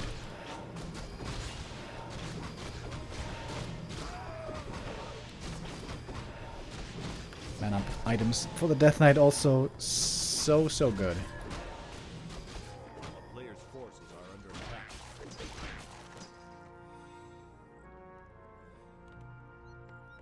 Fly trying to fortify the main base, but the tower is far from finished.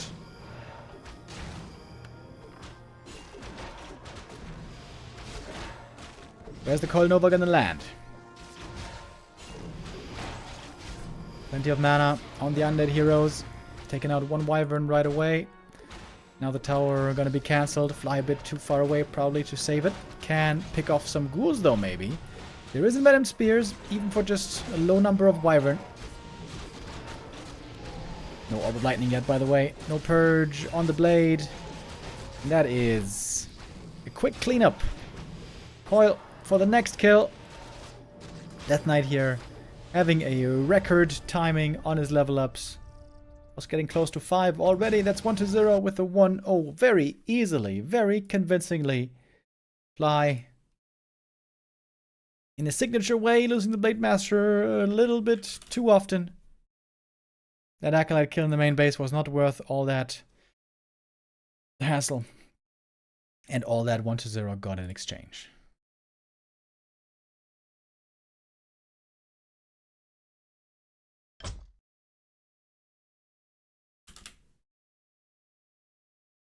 Map 2 is gonna be Echo Isles, which, as you may know, is a map where 1-0 has been expanding a good amount lately. Is 1-0 gonna do that again here? Or will it be something else? This is Fly's map pick, by the way. So I'm sure he has seen the games, he has studied the replays, and he's aware this is a possibility. Oh, wait. The overlay's bugged. That's not great. Hold on. Let's restart.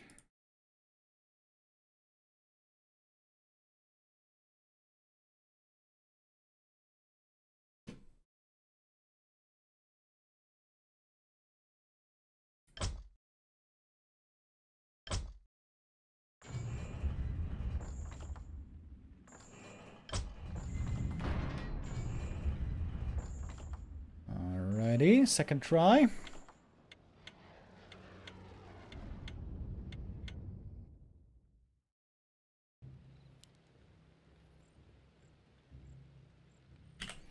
There we go. That's looking better.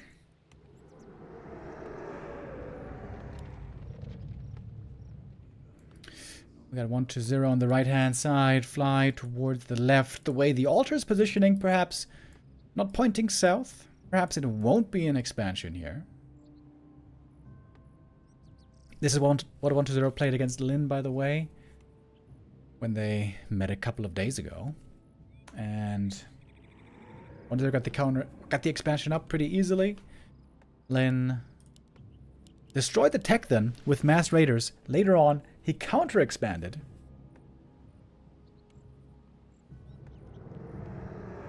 But 1-0 ended up winning. Of course, it was a 3-1 victory for 1-0 in the end.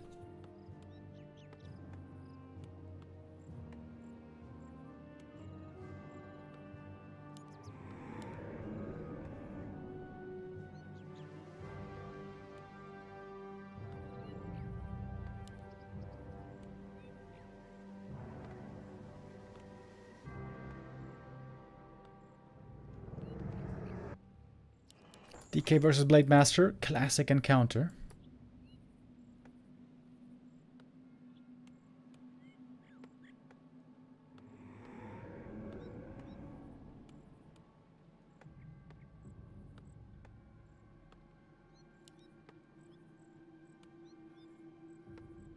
Oh, and there is a 6th Acolyte, so I guess this might still be expansion. I feel like one of their also expanding expansion here is good practice. He can see if Fly perhaps has a good answer to it. He can try to figure out what adjustments might be necessary if he wants to make this a replayable strategy, you know.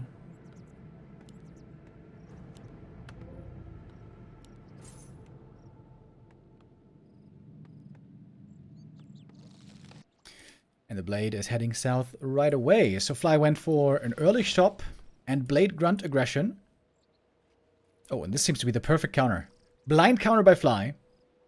If 1-0 wasn't playing this opening, this would be a lot worse. But this is looking perfect for Fly. Here's the Blade. And more ghouls have to be brought to this creep camp. If he got the last hit, that would have been so good. But he gets the ghoul. A little bit of experience here. Playing around the last hits. 1-0 gets it. 1-0 falls back. And 1-0 is teching. So no expansion in the end. I would say that's a big W for Fly right here. He can go for a circlet soon as well. He's got the items for healing. This is a wonderful start by Fly.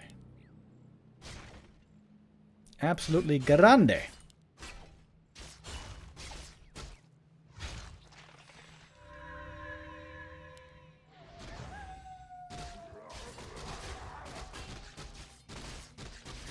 Blade Master is revealed, so can't really get a steal here, but he can force another coil. The Grunt! Ooh. Has to save the Grunt here to make sure this is and remains a good early game. And just barely gets away. Pops him out. Grunt alive. And the Blade can still heal a lot. He brought double heal self and clarity and speed scroll. So this is also a heavy investment. But the investment successfully stops the undead expansion. 1-0 forced to play one base.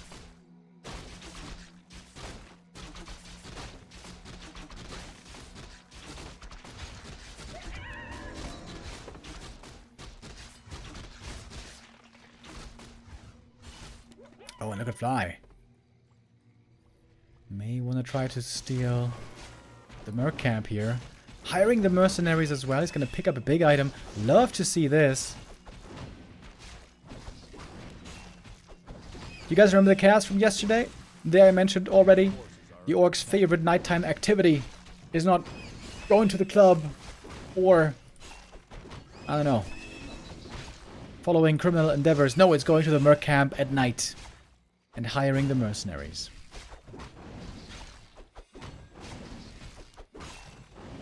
And look at that, big item for the Blade. Can again heal up nicely on everything. As the DK only got a second ring of protection. The Grunt in the center even scouting what's going on for the undead. This is a wonderful start. A player's forces are under attack. Unfortunately, the burrow is late here for Fly, so the second hero is going to be delayed. Shadowhunter not going to be showing up that early. Looking for the surround on the Bursey. Would be a huge kill to get. Whew, almost getting stuck there against the boulders.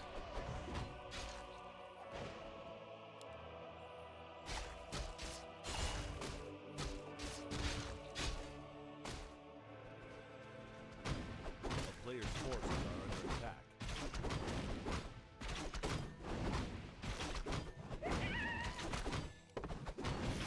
Slippers of agility. Alright, things are looking better and better for Fly, if you ask me. Didn't start the tier 3 tech yet, but that should be coming up next.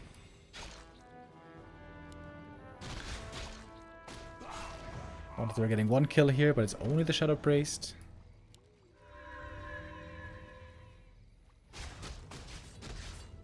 Oh, Fly. You don't want to throw the Blade Master away here, but he's got enough mana for the next Windwalk, so he should be all good. A player's forces are under attack. Still no tech, by the way. Okay, now he's doing it. That could have also been a lot earlier, to be honest. Acolyte. Is 1-0 thinking about tower pushing? Sometimes, especially against Wyvern play, we've seen 1-0 do this.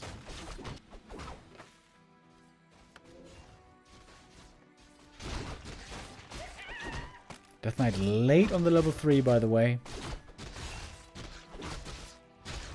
He's gonna get it now at last from the little green. But we got the Shadow Hunter here. We got Hex. This should be some easy kills on the ghouls. Lich joins now. Berserker could be an easy kill with the Nova and the Coil.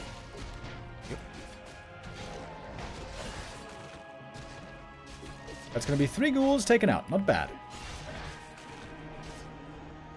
Still a good early game for Fly. A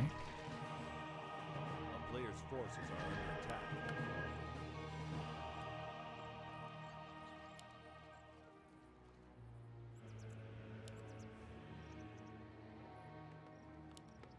Tier 3's finished. 1-0 will want to go for the orb. As Shadowrunner solo creeping, getting the level 2 here. Gloves of Haste.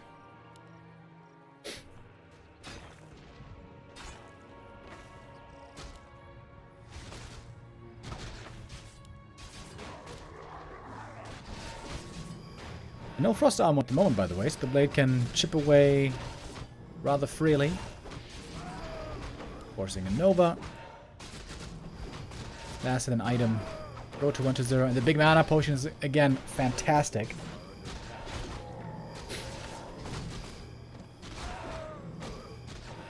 Oh, tome stolen. Alright, that's something.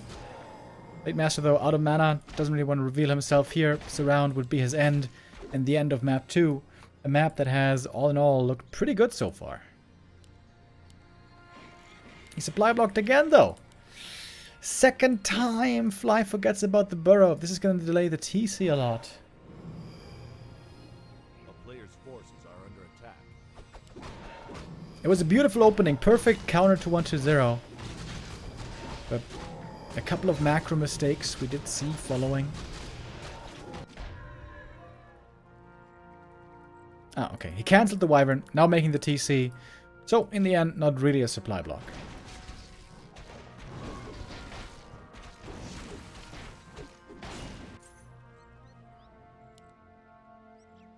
One Deserter just sold the big mana potion. A player's forces are under attack. What? There is no way that's correct. No way.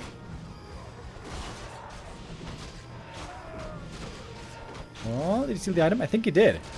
I think the blade got the ring here. He just sold the big mana potion. Are you joking me? Shadowrunner got 3. TC is now out. And Torrens will be coming.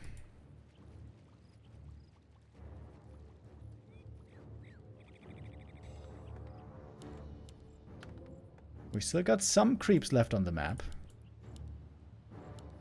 He bought Gloves of Haste for the Lich, but he sold the big mana potion. Unbelievable. Shadowhunter, by the way, with a lot of bonus mana. The value of mana pots on the Shadowhunter is now insane.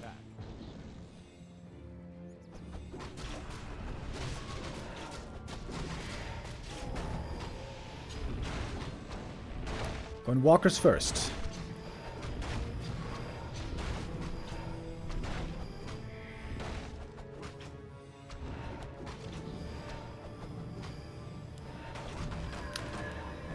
Oh, Dust didn't clip the Blade Master. He can come in as a surprise. Coil Nova, though, here, very dangerous. He's looking for the stomp. Trying to hit the ghouls. If he can. Didn't hit any of them. Really good ghoul control here by 1-0. Taking out the TC right away. The Coil Nova not yet leading to the kill. And he gets out another stomp. TC still goes down though. Dark Ranger, level 2. TC will return pretty soon. Kodo Beast, perhaps not so fast. Destroyer goes down as well. Blade Master now has to do the damage. Has to find more kills. But the ghouls are being kept back. 1-0 knows if he doesn't present the ghouls, there's no easy kills for the Blade to achieve. Who's now back in the fight. Another one picked off. The Wyvern have been doing really well here. 1-0 really not the most anti-air so far. Blade Master trying to steal the item again. Gets the level up. but not the item. Getting silenced. Coil Nova. Oh, the Fly classic move with one more coil. He's dead. Doesn't even need it. Level 4 Blade Master falls. That's a double level up for 120. Easy dispel against the Spirit Link. And another kill as well. And now the good early game seems like a million years ago. 120 is trying to expand now.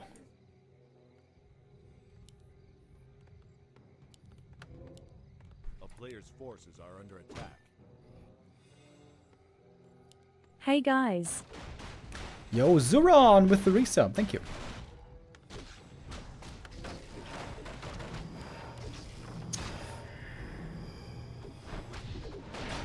One to 0 now. All the advantages seemingly on his side. He's missing that big mana potion though. Wouldn't it be nice to have a big mana here now? I still can't believe he sold it. I was casting a game the other day where he sold the Khadgar's pipe as well. Normally every undead is supposed to worship mana. 120 is being sacrilegious. Takes up the shop. Would love to take out the altar as well, but that one should be finishing. A couple of ghouls went down. It, of course, all buys time for the expo.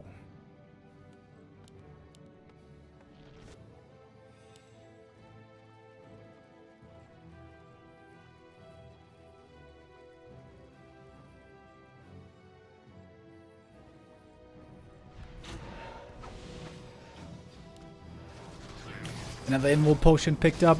Fly not having an invul was definitely a big problem in the last fight. The Dark Range is also getting stronger. Player's forces are under attack.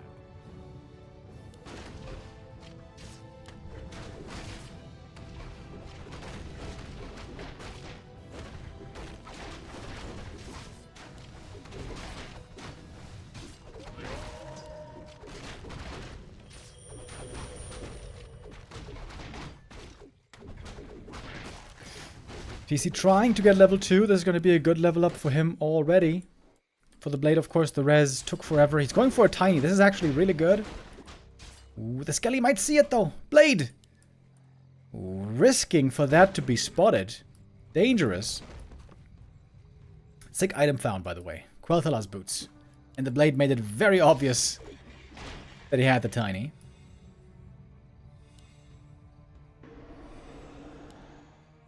It Master needs an invuln, but it's of course not available. Still on cooldown for 50 seconds. Quel'Thela's boots also for the Dark Ranger, also pretty good. But 120 has not been idle. He's built a big army. Ghoul, Destroyer, and Gargs.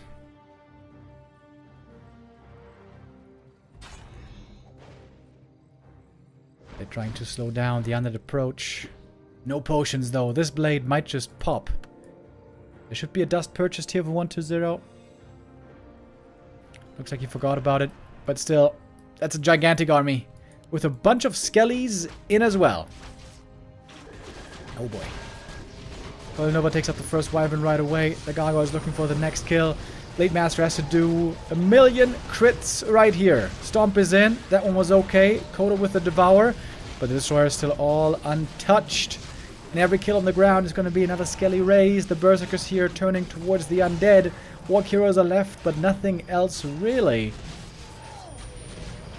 Might be the next hero kill on the Tauren Chieftain. The Coil Nova gonna lead him to the grave again. And so many Skellies. Blade Master. One more coil. Almost killed him. Barely got out of vision range there for the Shade. Runs back into it though and almost dies. Missing invul potions were the big problem for Fly here in the late game.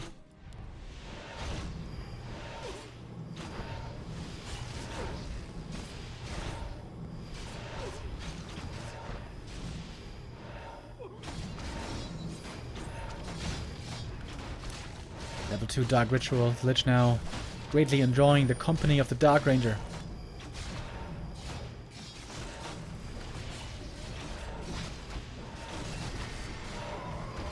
They're gonna go down once more, and that is the 2-0 for 120. Fly here having a good start into the game. It looked like he had the perfect counterplay ready, but it was not enough to win this series. Seems like Fly still hasn't hit his lucky day. Maybe it is going to take that. Just one lucky day, a couple of lucky things being strung together.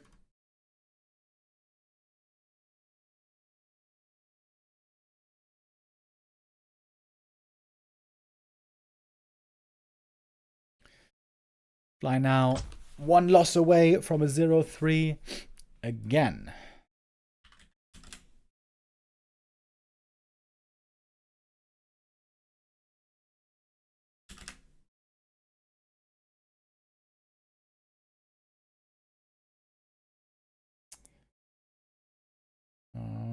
Okay, we're going to join to map 3.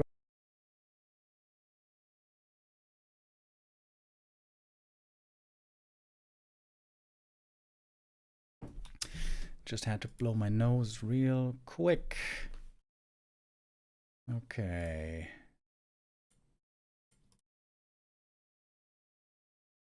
Autumn Leaves shall be our next map.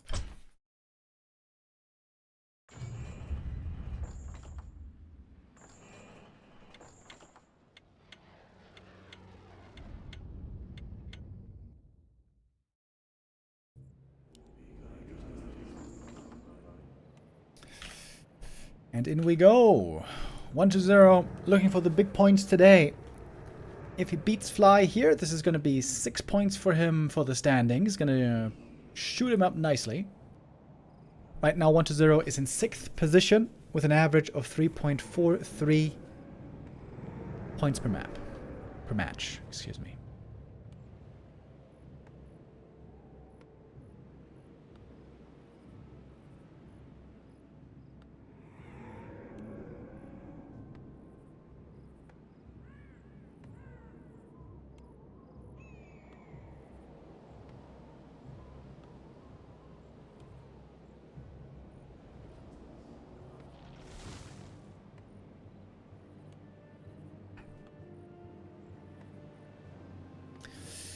All right then.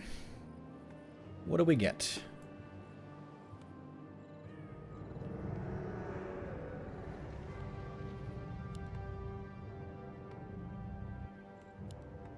It is a Blade Master Grunt opening once more. Oh. Wait a minute. Maybe it isn't.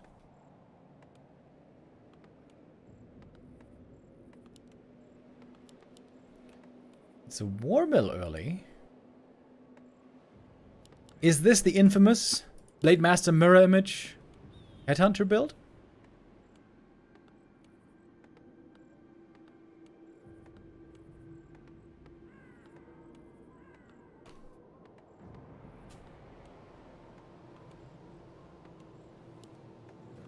It might be. Big upside of that is you don't have to go for a shop early. You don't have to take damage on the blade. You can just use the mirror images to tank for you.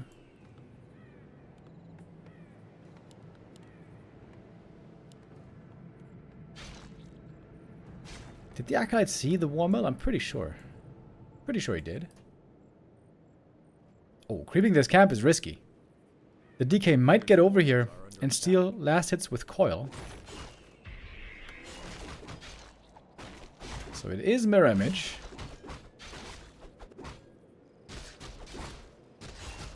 But the Death Knight not yet interfering.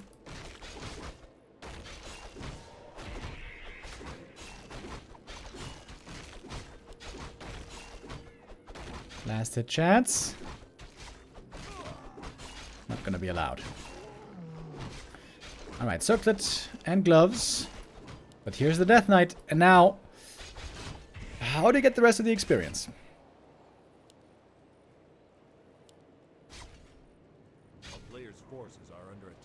Wouldn't it have been way safer to just start off with this camp? I wonder.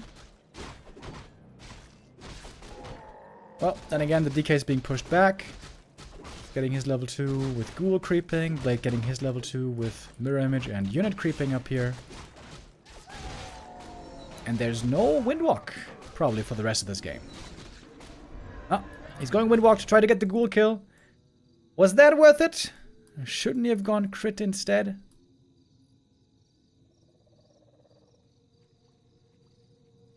Perhaps.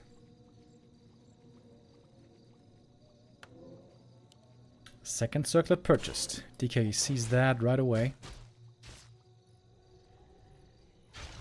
We have a lot of mana for coils right here, so ghoul saves should be easy.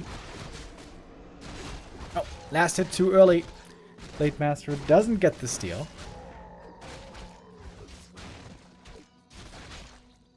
And especially the headhunters are difficult to keep alive. Players' forces are under attack. One ghoul goes down. So that's two ghouls going down, but no experience given over.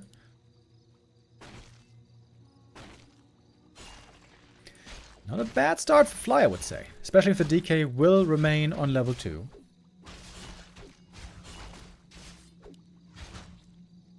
He can chase down this one headhunter if he wants. Might take a while. Nice back and forth play here between the two. I'm liking what we're seeing so far. I'm not really sure that the Windwalk pick was the right choice, though.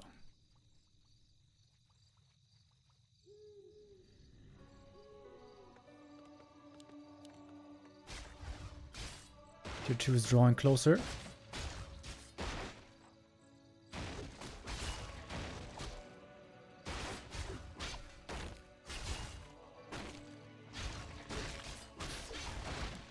I can certainly take out the skellies pretty easily. He is going to need to think about healing pretty soon. I will admit, the Windwalk has allowed for some decent plays here.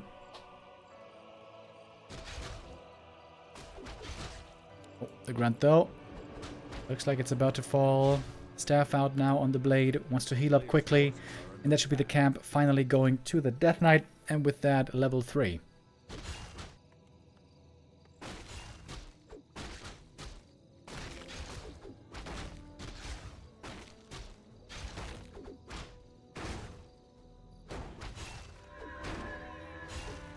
Using the dust, playing it safe. So many ghouls though. Look how many ghouls were hurt and saved on low HP. Really not that many ended up dying.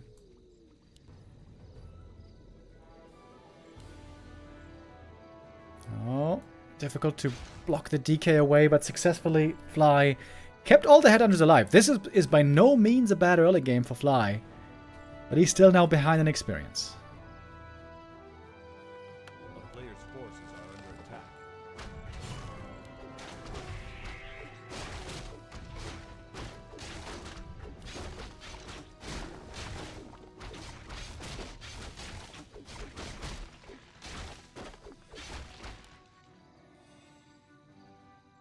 Some decent items here for the Blade Master, especially with the mirror image build. The mana is quite valuable. Oh, Shadow Hunter spots the undead creeping, but alone he can't do too much here. The Coil Nova is dangerous. Blade trying to get the item here from the Kobold Cap. Circlet, another great item. He's going to fully clear it. Use the salves, pick up the item, I guess. Shadowhunter, though, ooh, runs into the waiting arms of the DK, seemingly. Why doesn't he have heal salves, by the way? With heal salves, he would be surviving this. I guess he does survive it still in the end. Not a bad early game. I say now for the third time for Fly. Blade got level 3, 1-1-1 build.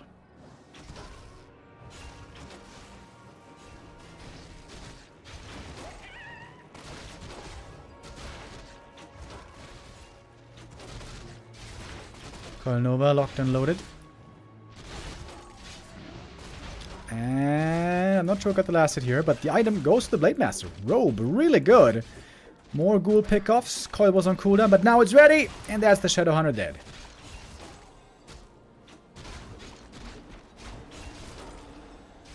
Blade Master looking for more kills. Might be able to get that ghoul as well. Wyvern shows up. We get a Dark Ranger third. Blade got a kill. Shadowhunter's going to be rezzed quickly. Level 1, it doesn't take long.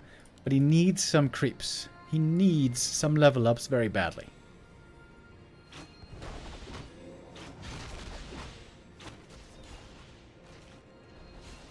Blade Master now with a sick amount of mana, by the way.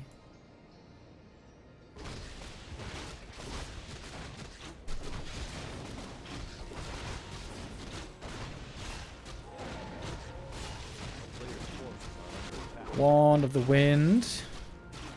One of the worst items, I'd say.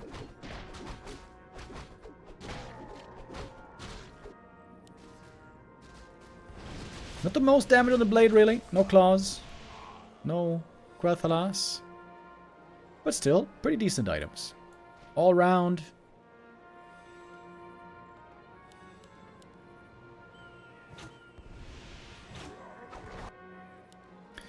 Shadowhunter trying to creep more. Trying to get some level ups. And the blade is looking for the next steal right here. If he gets silenced... Oh no, wait, there's no silence, so he should be safe. Oh, and I think he got the steal. Actually, I'm not sure.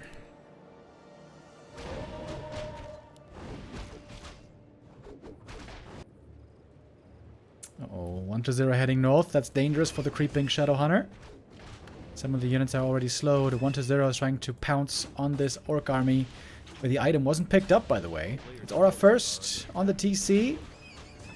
And the Coil Nova here could be very painful. Talisman of Evasion. Could be good for the Blade Master, maybe. One Berserker taken out right away. Chasing with the Unholy Aura. Looking for the nuke. Looking for the kills. One of the Wind. Oh! I forgot about that. Of course, One of the Wind can also lead to a beautiful surround. TC getting away with 9 HP, actually, believe it or not. And the Shadowhunter trying to get out as well. Ooh, getting blocked by the ghouls. Trying to surround, but not able to find it. Or maybe he is. Yeah, he is able to find it. Against the trees. TC back home. He is still alive. He will get out of this. But not the Shadow.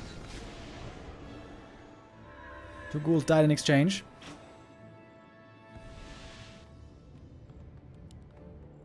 "60 seconds for the Shadowhunter. This Berserker here seems to be lucky to be getting away. Dark Ranger, by the way, double slippers. Really good also for her. Lich items, on the other hand, looking rather weak. And 1-0 again, trying to expand on tier 3. Off the back of the strong frenzy timing. We've seen that many times now by him.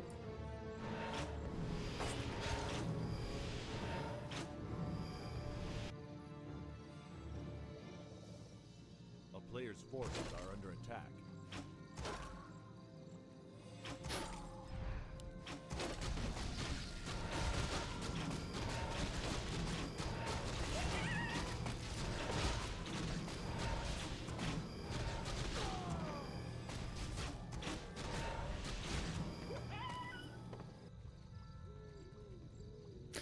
Fly trying to go for the big creep camp. Trying also to expand. While still waiting for the Shadowhunter to return. He's about to be back. A player's forces are under attack.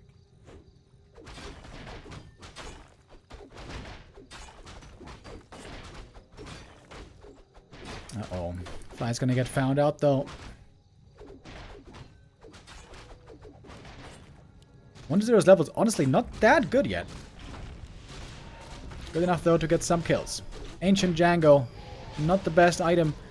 Gonna be more gold once he sells it. That's 2 kills right away from the Berserkers. The Kodo Beast might be falling instantly as well. You know what would be a nice little quality of life change for Mirror Image, by the way? If Mirror Image never got targeted by Heal Wave. I feel like often with Heal Wave, you waste much of your spell by healing the Mirror Image. If that never got priority for healing, I think that would be kind of cool. Shadowhunter, by the way, with +9 int. That is indeed also really nice. But I think the Great Hall has been spotted. 1-0's got a good supply lead already. Got the level 3 Lich finally as well.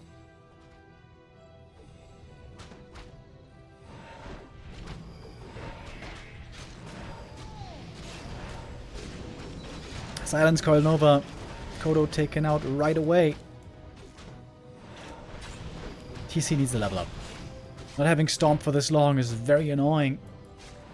If Fly can hold on though, if he can force the Undead back, perhaps there's a way for him to win this map. He still doesn't have an Orb of Lightning though. Hard for him to find any catch here. Whereas the Nova is always providing some catch. Now the DK is level 4 with a lot of mana, by the way. 1 of Mana Steel is still available for him. Shadow Hunter is dry. And that's just one kill after the next, isn't it?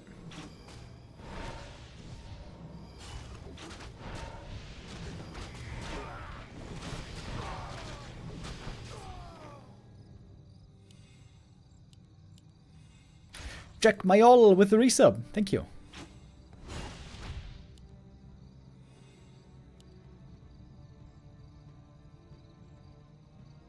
Fly is keeping his supply up fairly well. But man, he needs some more levels. He needs an Orb of Lightning as well. Some Orb of Lightning purges, some procs might make kills a lot more achievable. Lots of things, I guess, that Fly needs. Also upgrade on the Kodo. Also this shop. Also mana potions. So many things. This squad is available, but it wasn't used yet. This watchtower is actually a decent help against the destroyers, but we have 3 in the air. Hard to bring them all down. We have an Orb of Lightning now, finally. Blade Master is trying to pick off the statue. Purges in, and that statue should be gone. But in the meantime, so much of the Orc army is falling. The shop goes down as well. Without anything being purchased yet. I'm saying, but actually it took a while to eliminate. TC on with a level 2. Finally has the Stomp. What about the Shadow Hunter? Can he get away? Healed Scroll? Something? Can't save himself. He tried to pass the Invul Potion, but that wasn't quite in time. They master with the Purge. Perhaps he can get some more kills here. Was ignored for the longest time.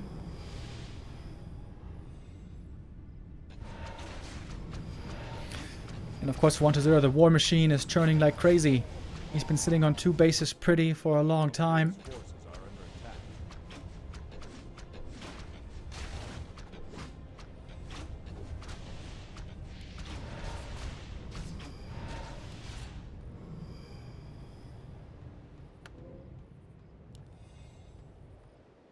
A town is under siege. Shadowhunter back from the tavern. This tower is actually a huge help right here for Fly. But not for much longer. The tower falls. Peons exposed. Easy skelly raises available. And Lich close to 4, by the way.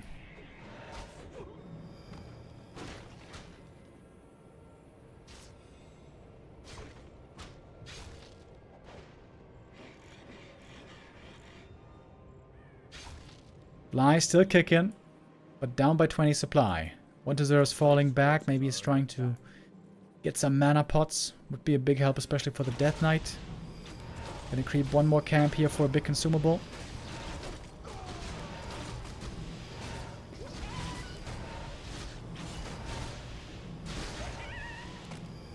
And that is the big mana.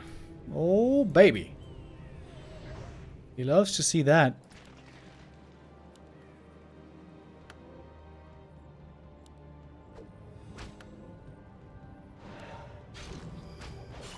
Blade Master crit's really not that scary yet. It's still only level 1 Kodo Aura. No upgrade. No lumber for Fly to try to go for it, I suppose. Shop being set up anew, but that's still 1 minute away.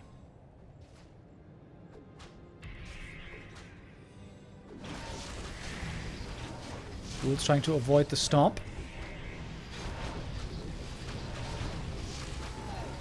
Oh, TC in trouble instantly. Silence prevents the heal. Heal scroll though, and with that the TC does stay alive for now. Should have used the stomp there maybe. E-Wave comes in. Nova for the next kill though. Lich now very low mana. Maybe Fly can hold. Kodobe's going down. A Skelly of all things returns. 2 Skellies. 2 for 1 special. TC still so low HP. He has evasion, but no rings of protection. The purges are a big help. The TC, I'm surprised he's not dead yet. Finally gets in a stomp. But the Nova finds him, and that's the kill. TC goes down once more. Blade Master, very low HP as well.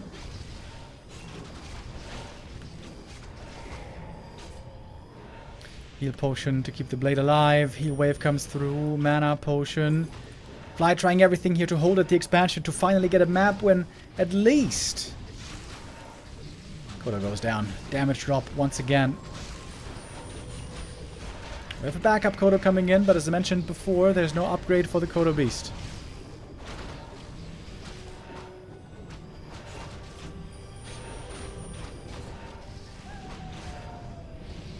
Oh, big Nova.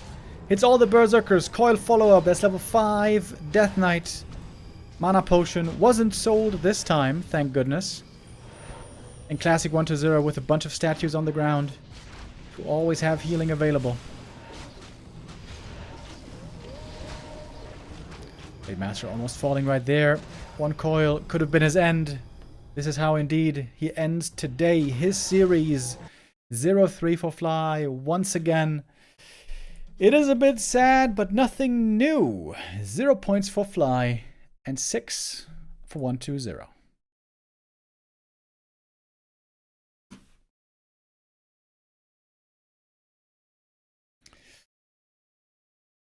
The woes continue. They have been going for a long time. At this point, the last time that Fly got a map win was on Playday 2 against Lawliot. Fly got 1 map win. Other than that, it's been 0-3s all the way.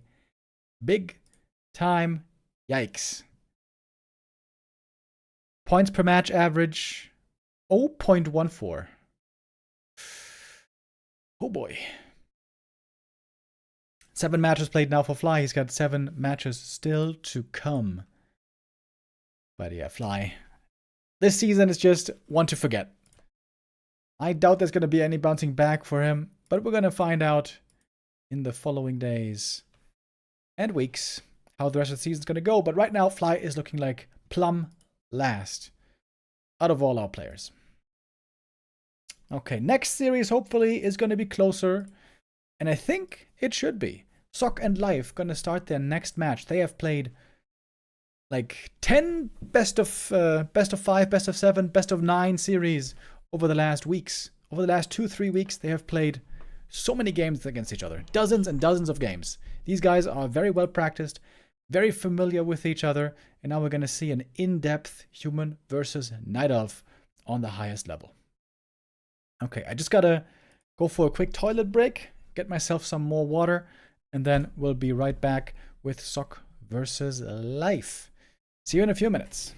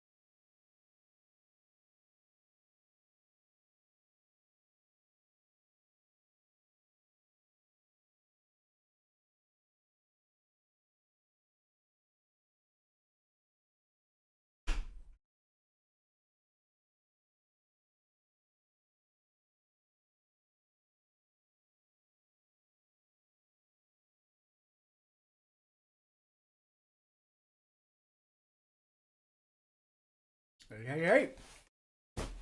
Alrighty.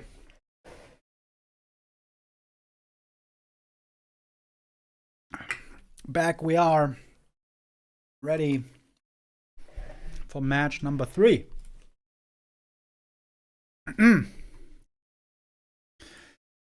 I imagine they're still doing the vetoes at the moment.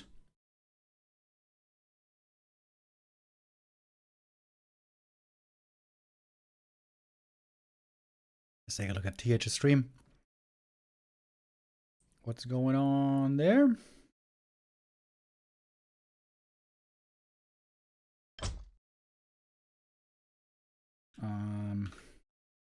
Okay, seeing nothing there yet. In the admin chat, what are they saying?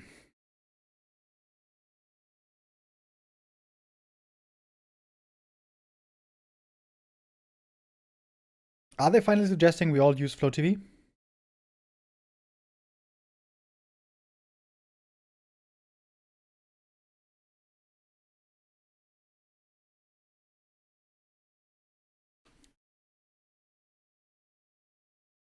I think so. Yeah. Anyways, last match of the day. This one on paper seemed like the most close of the day. Starbuck also made for a very close series at the beginning. Fly, once again, he got stomped, as he has been getting for a while now, to be honest. Looking at our standings, we can take a quick gander where we see our players situated, and indeed, they're very close to each other, aren't they? Sock right now in rank 9 with 3.25 average points per match, and Life with 3.14, a little below. Sock has played one more game as well. It's going to be match number 9 for Sock, match number 8 for Life today. So on paper they're looking pretty even, kind of midfield players so far in the season. And also, I mentioned this earlier already, Sock and Life, they have been some of the most diligent workers, practices, and grinders lately. Here we can see their show match run against each other. This started on the 19th of July, the first of 10 show matches that they played against each other. Best of 5 here, Life winning. Best of 10 here, 5-5 draw. Best of 10 again with Life winning. Narrowly. Best of 15, Life winning. Best of 10, Sock winning, clearly that time. Then best of 10 again being won by Sock. Then best of 10 going to Life. Best of 5 going to Life. Best of 15, narrowly going to Sock. And most recently, 2 days ago, best of 15 again, that one goes to Life. In these matches, we saw a lot of Mountain King. Almost only Mountain King. One Archmage game here. And 0 Archmage games here. For Sock especially, it seems like the MK has fully taken over the meta. And Sock, some time ago, when he defeated Happy in the War 3 Champion Season Finals, semi-final. Was it semi-final or quarterfinal? Semi-quarterfinal. One of the most hyped matches I can remember seeing in recent years. It was with MK first. MK Fast Expansion. That was really epic. Especially against Undead. Mountain King first right now is absolutely not playable because of how bad he is with dealing with mass summons, beetles, and skellies. But against Night Elf, especially in the early game, against frail archers and a surprisingly frail demon hunter as well, when you punish him with Stormbolt and Bash, the Mountain King, even on low levels, seems to be working out really well, especially early game. We used to always think MK was bad on low levels, but specifically against Night Elf, where one hero, the demon or the warden, can be so heavily controlled with Stormbolt and Bash, we have learned that the MK is way better than we were thinking for a long time.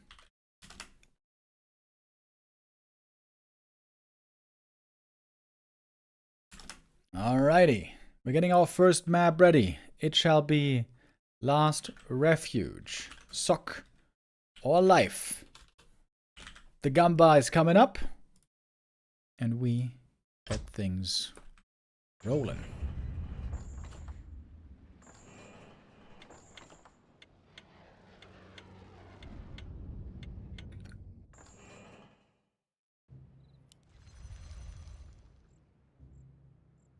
In we go. Map number 1. Last Refuge. Last Refuge can be a specialty map. It can be indeed quite good for tavern heroes. We've seen that by Lawlight and Moon in the past. And it is in fact very good against Mountain King first. Mountain King, as strong as he is against singular units, important units and heroes, against mass summons, MK really struggles.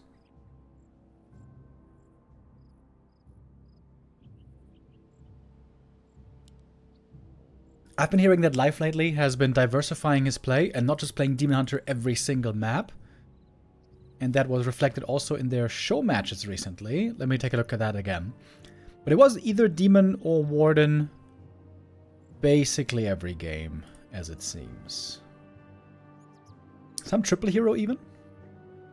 Oh, he did try Beastmaster once on LR. But that failed.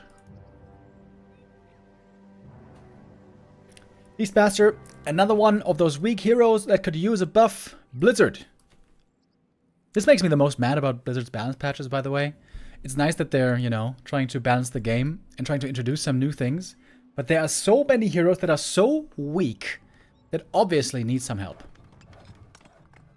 Two of the most obvious are inside the Altar of Elders. Keeper and Potom, both garbage. Tavern heroes, half of them, garbage. And they're so easy to make better. God damn it, Blizzard. A player's forces are under It is Mountain King, by the way. Wouldn't be too surprising if Sock just plays Mountain King every single game today.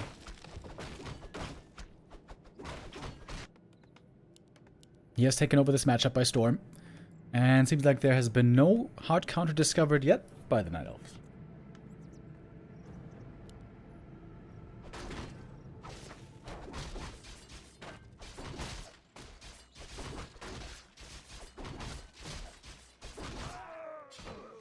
a player's forces are under attack.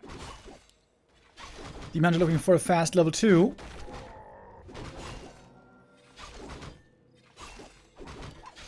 Counter expanding should be a lot easier for Night Elf when there's no Archmage involved with water elementals.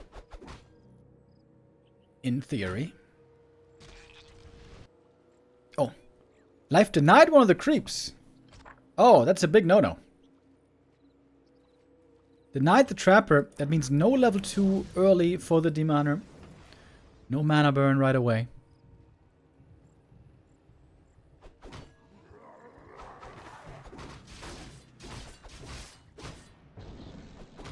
And this is why MK is good in the early game against Demon. Stormbolt, Surround. And now he's going to have to TP away. Doing just a little bit of immolation damage. And that is an easy expansion. A player's forces are under attack.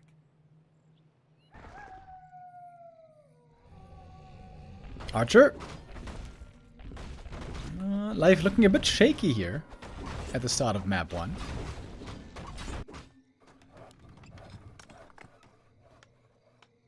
And very often, already now on level 2, the MK is going to get aggressive. He is kind of low HP though, so fighting against the Demoner with that isn't going to be that easy.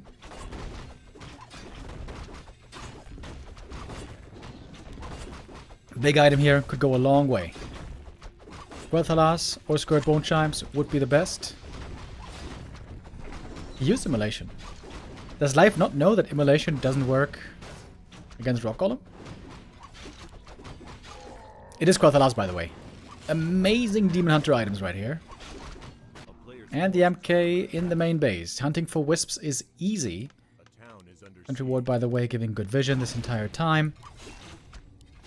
And it's taking a long time for Life to clear this camp. He's finally got it.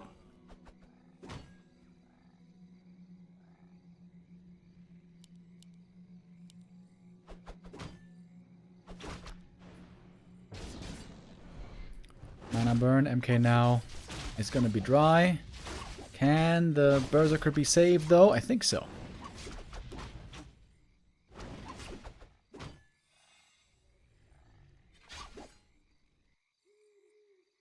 Footy looking for a counter expansion. Sok is always good with his Footy scouting.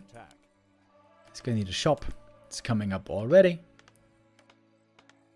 Oh, you can even see how long it takes with power build. Oh, like the seconds counter, you know. That's pretty cool. Arcane Tower now up. This is something the Demon Hunter does not enjoy diving into. Place the second sentry ward here. He's got the Naga second. And Lore's coming up. Are we going to see a counter expansion then or not? That's the real question. Or is it going to be all in with bears?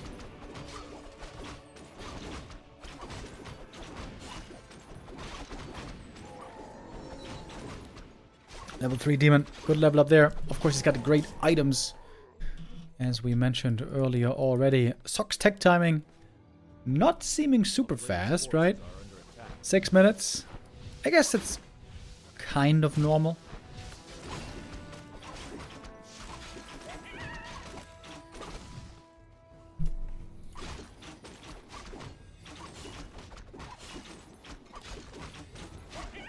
MK, all of a sudden, back to full mana.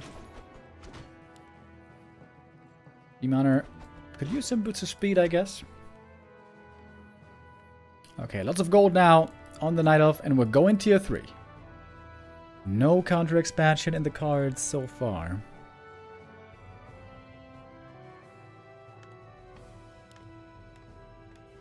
MK is starting to look a bit underleveled here.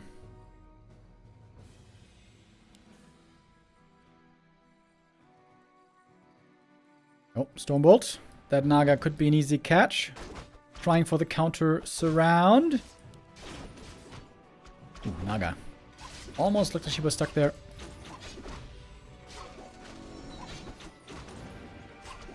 And the Demon is definitely too strong to fight against right now, specifically with these items.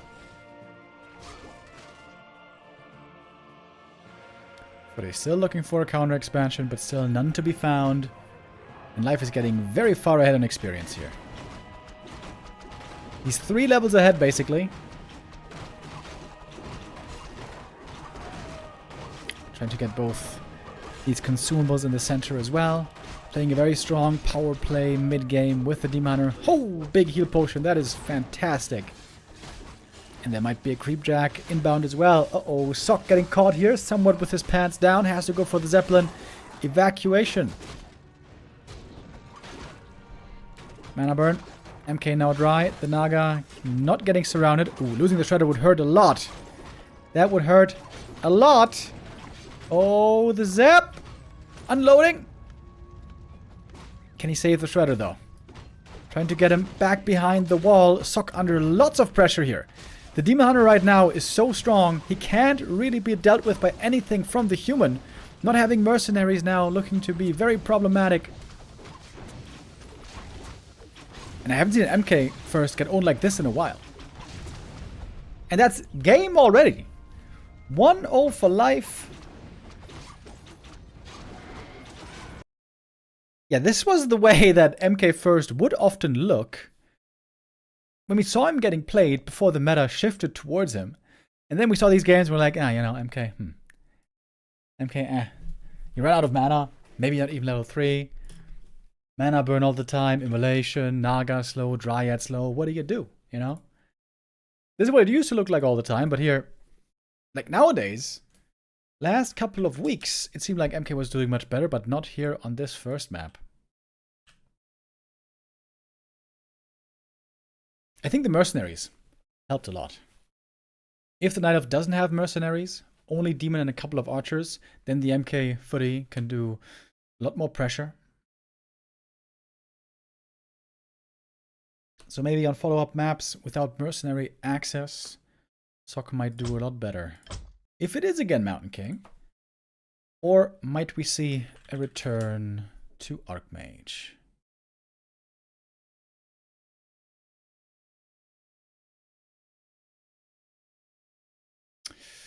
Map 2 is coming up. Tidehunters will be the choice. Has always been a fun map for human fast expansion. It used to be always with AM. Indeed, the level 3 creep route here is a little uncomfortable if you don't go for the lab first.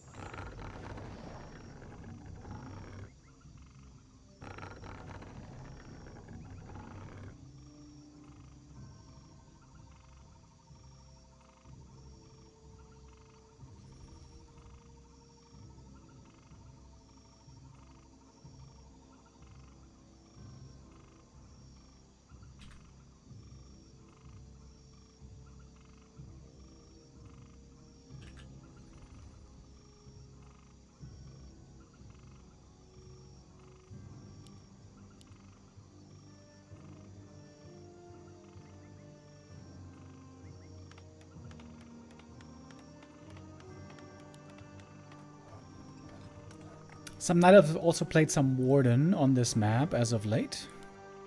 Oh, and there she is. Warden as a first hero against the Mountain King. This could be a crazy late game with tier 3 tanks, griffins, Shredder, Panda, multiple bases.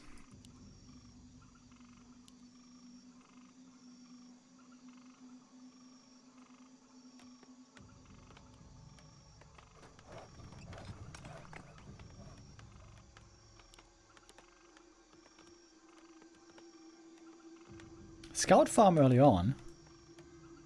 Looks like Sok is a bit worried about possible AP pushes. Great position on this farm, by the way, because this normally is the area where APs would be coming. Sometimes I love to just look at Tidehunters. Such a beautiful map. Isn't it just gorgeous? One wonders what kind of an old civilization once dwelled here. These sunken ruins. Where did they come from? Oh, that's a lot of damage on the peasants, by the way. Not sure if that's ideal. If the Wisp sees this, the Warden would love to get into this main base. Possibly with a telestaff.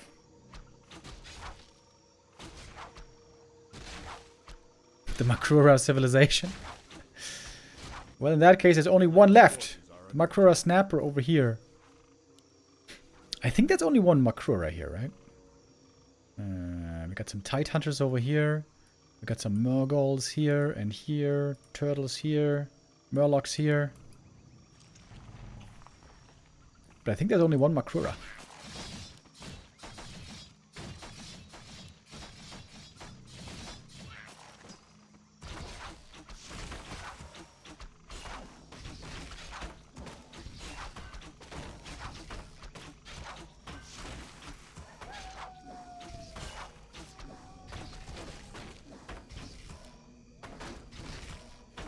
MK with double claws of attack. Warden with gloves and slippers. So both can be quite happy with these items here. Warden didn't skill anything yet. Last Sicil here would have been really good. Oh, Ring of Regen. That is fantastic for life. Not getting any archer kills here early. And there's no dust either. This Ring of Regen is gonna be so good. Dude, don't you dare sell this item now, Life. I saw a game by Colorful. Also, he played Warden on this map. I was casting with Neo. Colorful played against Human here, and he was stuck on one base. And he was struggling with minimal healing this entire game. And he sold the Ring of Regen. I got so upset. Don't you dare sell this ring.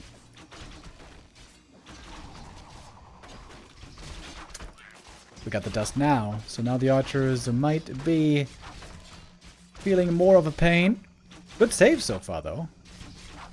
Wait, all archers still alive? Dude, 6 saves. Beautiful move-up positioning as well. Right next to the creeps. Life, of course, they have so much experience at the moment against each other. They played so many series against each other. Life knows what kind of moves Sok likes to go for. Beautiful counterplay. Life doing that very, very well. And is now very close to level 3 also. MK low HP, low mana. He's going to need some healing. The shop is already up. A player's forces are under attack. Archer's finishing the camp. Gets the Warden to level 3. And we are seeing a counter expo. 1.5 minutes out. And of course very difficult to cancel without water elementals. Remember those peasants from earlier? Life remembers. He remembers. And there's an easy way into the main base. That's 2 kills. 3 kills. Oh, this is a bad start for Sok. And what's he doing? MK. Out on the map. Not sure what he's supposed to do. Warden with another fan of knives. She's out of mana now, but that is so much lost mining. Ancient of War spots the footy advance. It feels like Sok has to get this cancel. And I think he will get it as well. He's got a good number of footmen here. Surely should be able to get it. Nice, decent damage. Good control on these footies, pulling them back quickly.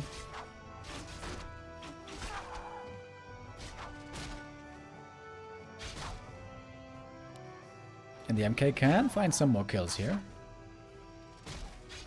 Alright, Sock, this was a very necessary move. Getting that expo cancel.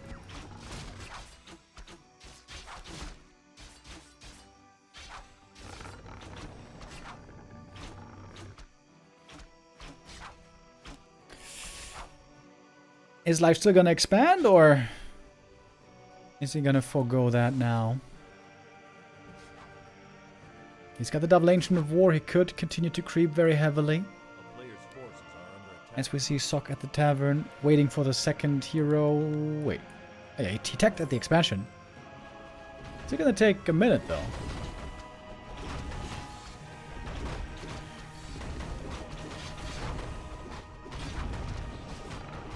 Oh, footies are coming. Creep Jack here could be dangerous. Zeppelin's been purchased, ensnared for now by the creeps. That's a lot of footies showing up. Sock would love to have a heal scroll here, but didn't get it just yet. And that creep is prevented. Warden can look for some straggler kills, but the MK also is getting some more. If he gets the archer, that is almost level 3. Good move by Sock. This game was starting to look really bad, but he's got a couple of very successful moves here going his way. Creep Jack after the expo cancel. A player's forces are under And his resources, of course, are looking fantastic.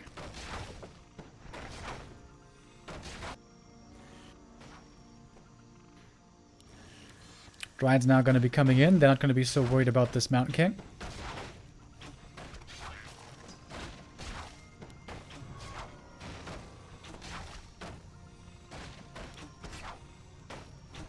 Oh!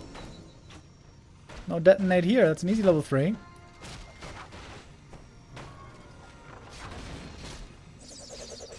And here is the Alchemist now. And that heal spray is going to do wonders against the Warden. And so does the defense against the Dryads. Perfect timing on the upgrade for the footies. Oh, and look at the heal spray. Look at the heal spray doing great work. Having the Zeppelin for life here is also very important.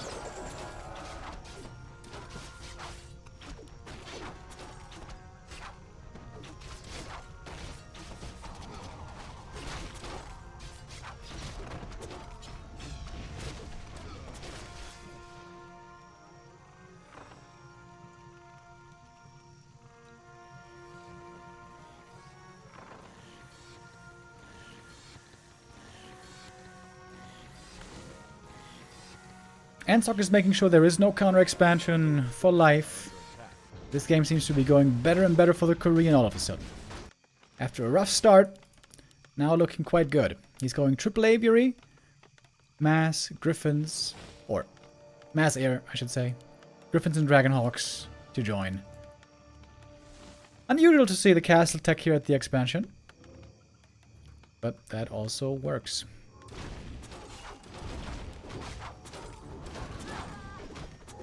Losing a Dryad to the creeps. The first map and the first 5 minutes of map 2 have been looking so good. But since then something went wrong. MK trying to kill the bear. Oh, and he gets him. Rejuve also wasted. Warden does have good items. But it seems like she doesn't have enough levels.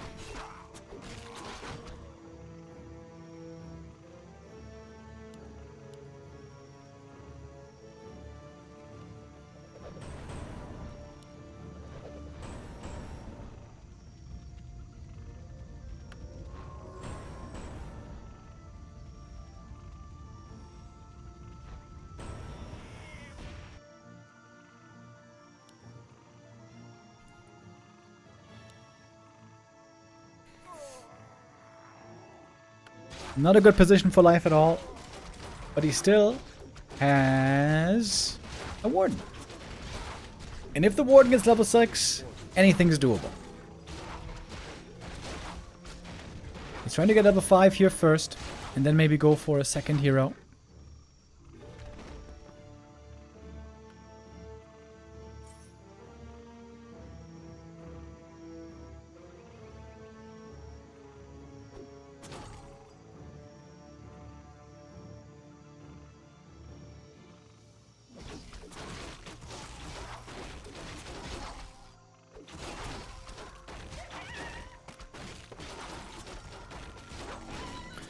Alright, here we got it. Level 5 achieved. Of course, there's healing available on the human side. Double heal scroll already, making sure he was able to grab those from the shop.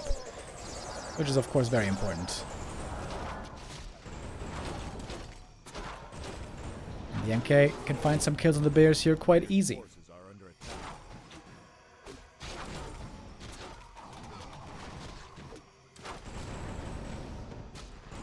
Mountain King Devils, by the way, not the craziest. Only level 3 so far. He didn't do that much creeping this game, but he did what he needed to. And that was slow down the Warden a lot, prevent expansion the entire time, and that will do it. The score is 1-1, Sock ties it up. And with that, we're down to a best of 3.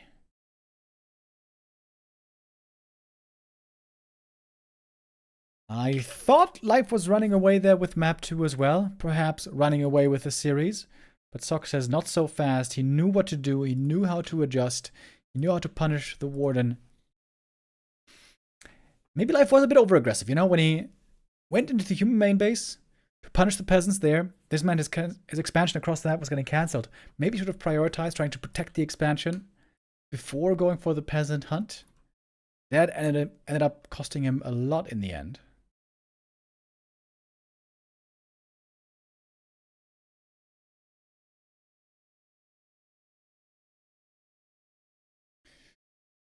So 1-1 is the score. The next map is coming. And the next map is many people's favorite, the Big Twisted Meadows, for possibly a big macro game.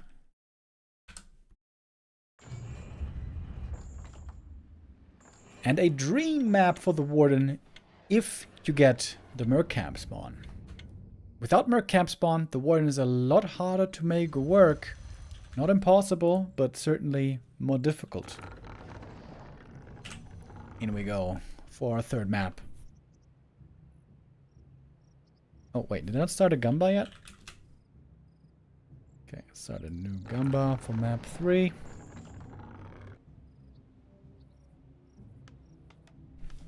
And Sock, I would imagine very satisfied with this position. No easy Merc Camp access for life. I could see this being a Demon Hunter. But as mentioned, a Warden is also playable here. Warden though way better. If for example the Knight spawns here, if he spawns there, then he can go for the Merc Camp creep right away. By going for the Ancient of War there. And then instant level 2 for the Warden, mercenary access and 2 items. It's just the dream start for a Warden.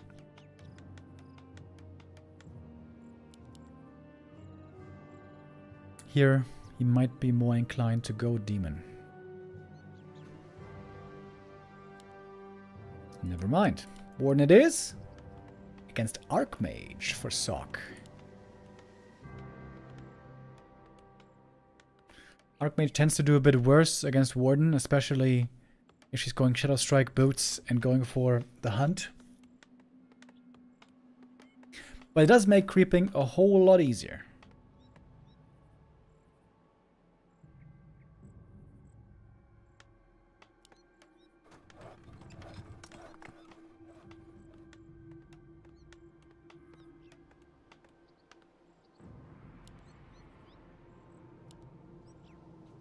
Players' forces are under attack.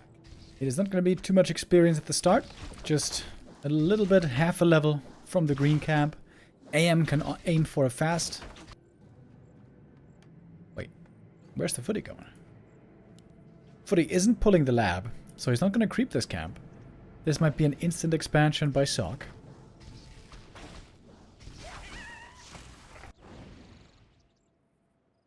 5 militia on the way. Gonna be summoning double water elemental. And this camp is not super easy to creep, but honestly not that hard. Certainly when you're left alone. Warden not harassing right away. She is creeping. That is what she does.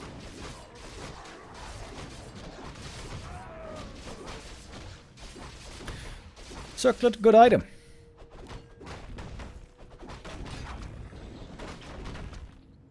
Okay, Sock sees the creep here happening very early. Can he interfere? Can he interrupt?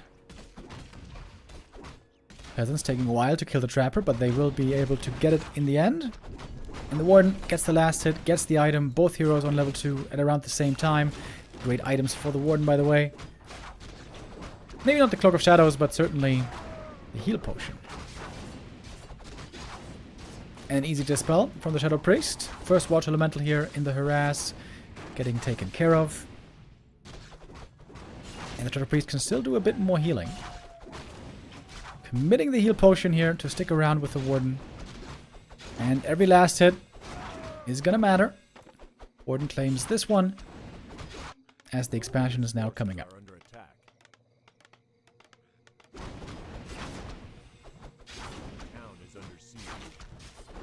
Berserker picked up by the Night Elf. Very important unit in the early game. Sock. Not sure if he could afford it. I think he didn't have the lumber for it. And so far, good start for life. Needs only now the green camp close to his base to get the desired level 3.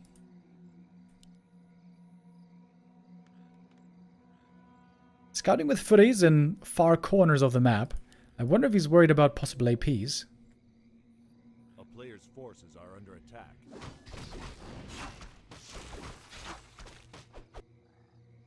Low HP footies over at the expansion. Shop is going to be needed very soon.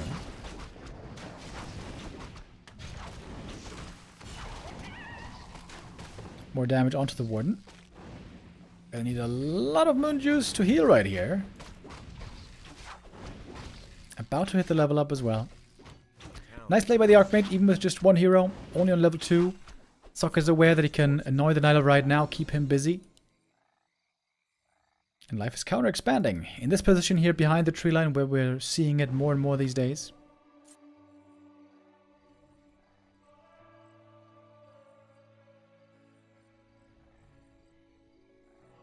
How did he just get level 3, by the way? 11, Elva, Elf, once, 11. Duka Duka with the resub, thank you.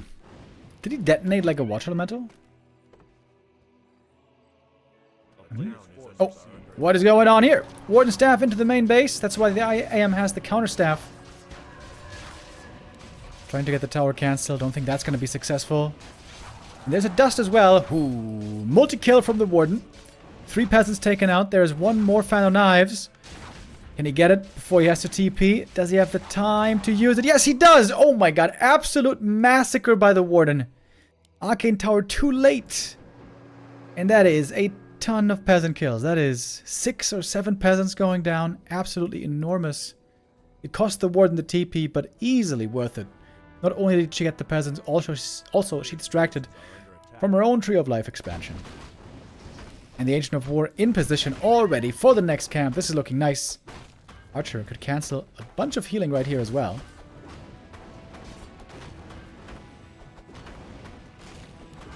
And the AM is still far away from 3. Warden about to hit level 4. This game now looking very good for life, if you ask me. This map's always been considered amazing for the Warden. Where is the display? There we go. Panel knives now to kill everything. Maybe.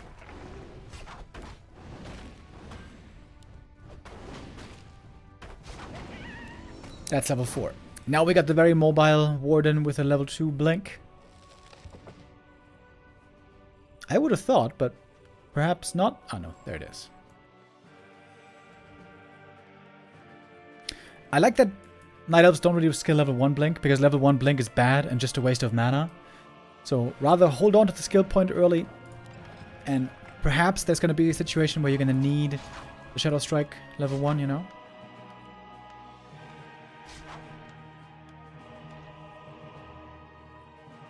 Life on the way to tier 3 already. No nature's blessing here for the Tree of Life. He might be taking quite a bit of damage from the creeps. But the Warden is keeping the human in check right now. Oh, but there's a staff!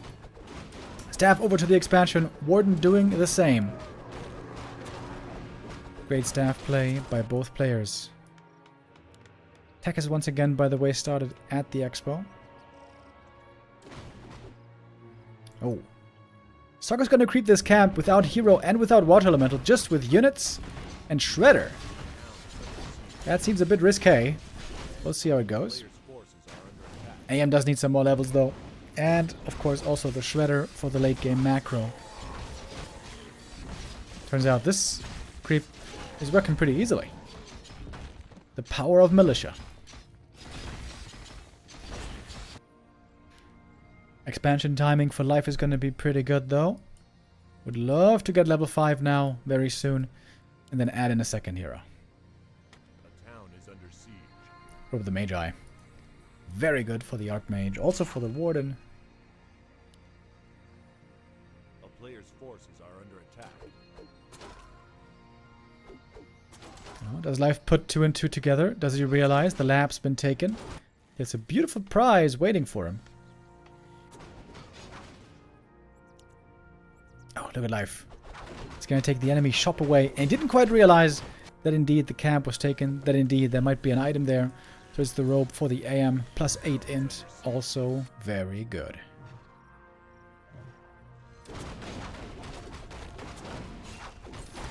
Bit of accuracy. Going to be sold right away. But it looks like this camp is enough for level 5. On the dot. It will suffice. And now the Blink fan games can begin towards the peasants.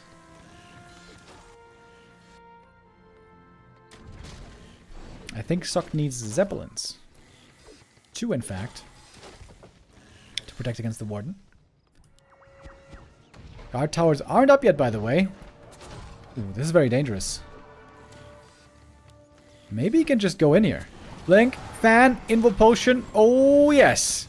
Clarity running as well. Archmage in serious trouble. He has to TP away to the expansion. Absolutely exposing the main base. And that is game. Life with a swift level 5. Finds the win on Twisted Meadows. It was not the long macro game that I was hoping for. But a really good showing by Life here. Very clean play with the Warden. That first attack into the main base, kindling all those peasants. That was gigantic damage to the human economy. Slowed him down so much. And Sok too greedy. Too greedy with the Arcane Tower. You need that Arcane Tower way earlier than the Warden is allowed to get level 3. And that was a bit unnecessary.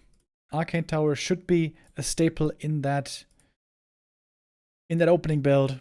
Even if it slows down your tech a little bit, you gotta make sure you got that Arcane.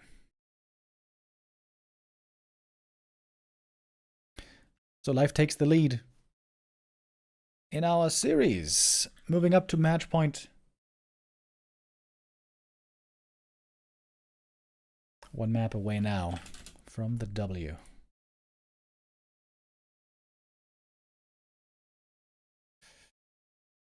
And map 4 is coming up right away.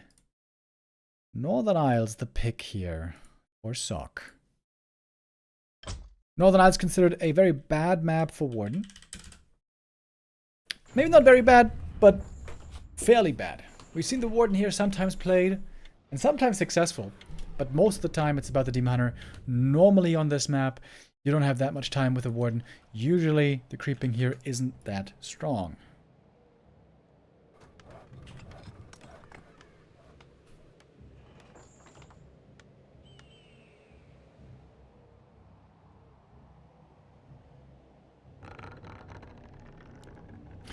What is your favorite race to play and watch?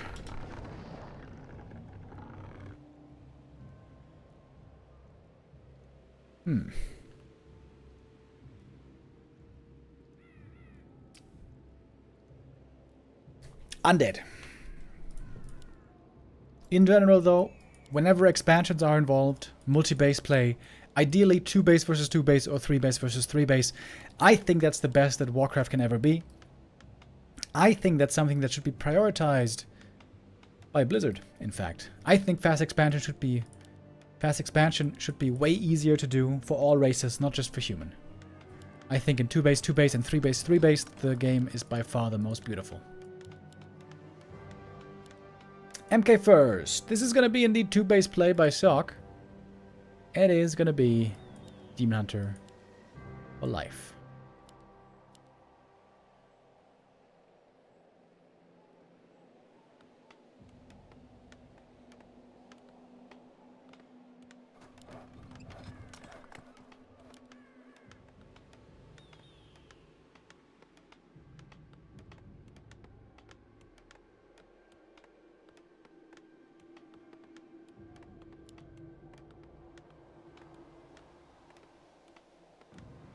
Players' forces are under attack.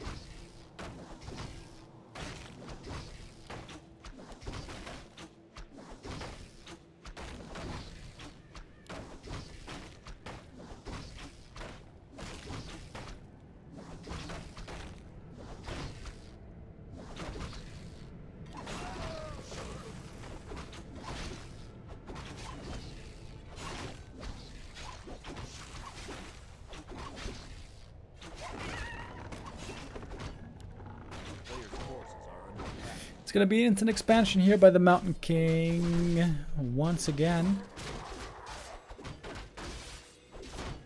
A couple of great items here available. Ring of Regen would be the best. Periapt. Ooh. That might be the worst out of all of them.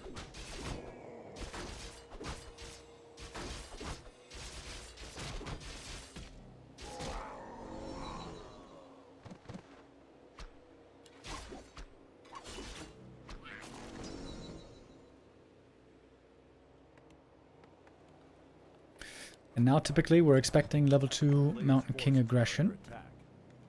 Trying to make use of the early strength of Bash and Stormbolt and also Footies. In low numbers, Footies very good against Demon Hunter and Archers.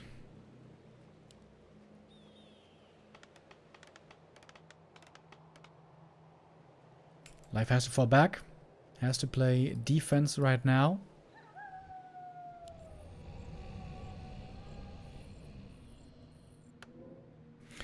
And so it should be the MK getting the shop items.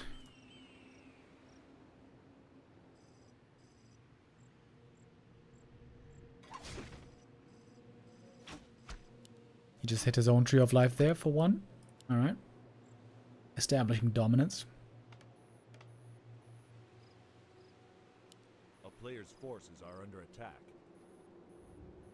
Demon Hunter with evasion, by the way. And going Huntresses.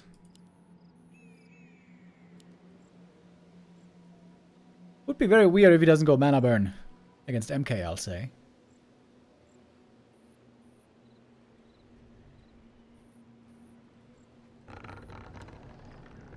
Counter expansion. Should be getting spotted here, though, in just a moment. Is he really going to go Immolation here? Oh my god, he is. Wow. Not going Mana Burn against MK. He might regret that a lot later. Expo, though, wasn't spotted. This one is going to be finishing, as it seems. Demon Hunter has a TP. 3 peasants killed. Some mining time lost. And most important, distraction from the own expansion.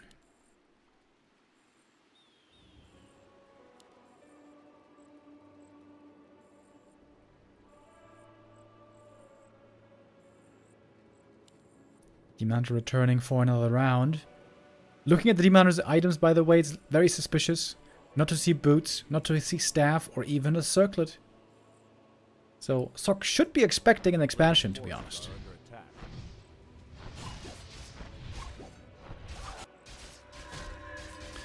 Alright, 1 kill on a Huntress. That's more peasants dying in the meantime. 4 Huntresses made. That's probably going to be the max that we're going to be seeing. But look at that. More peasants killed. I would say this was a very good early game for life. Going to cost him the TP now. Probably. Oh my god.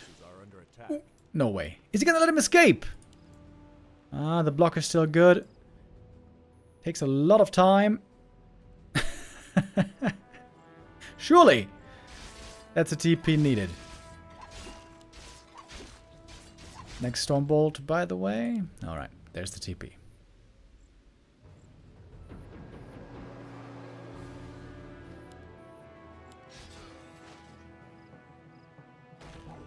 A player's forces are under attack. So, Scalfody found the Tree of Life, did some damage to it. It's a Panda second for life.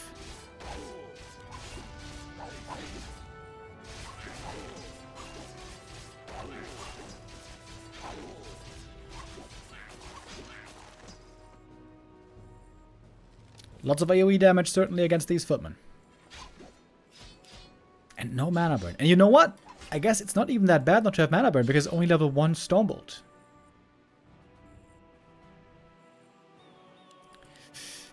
We have Dryads on the way. A player's forces are under attack.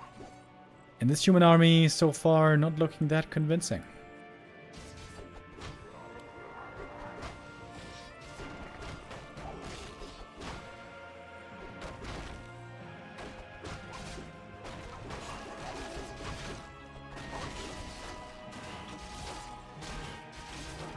MK creeping in the middle.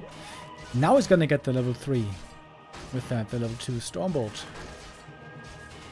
Took a lot of damage though.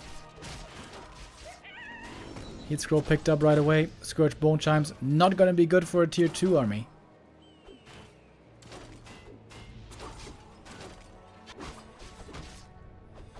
Counter Expo timing for life seems to be looking pretty good though. So going for AM rifles and casters.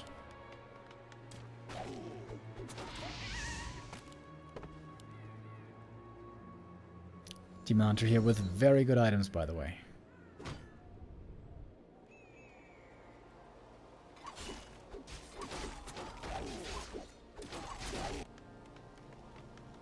And the cool thing is, if there's an Archmage second, that means no Blood Mage. That means, in theory, the Demon Hunter could use a lot of Immolation. But most likely later on, you really want that mana burn against MK. I mean, if there's one hero that you want to have mana burn against, it's the Mountain King.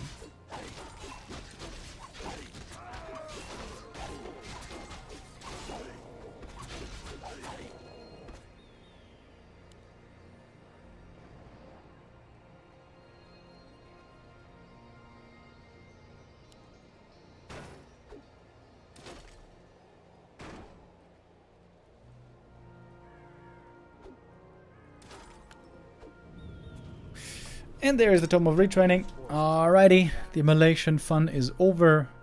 Time now for the burn.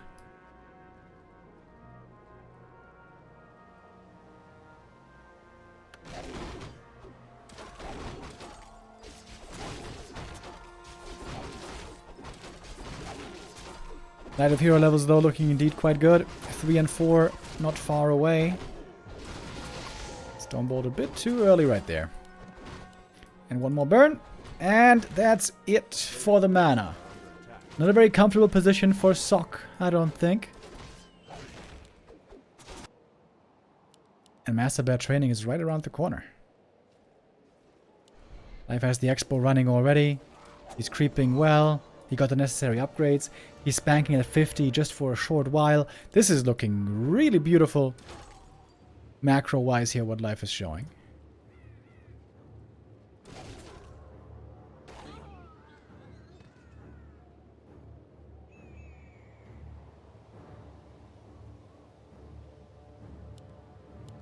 Players' forces are under attack.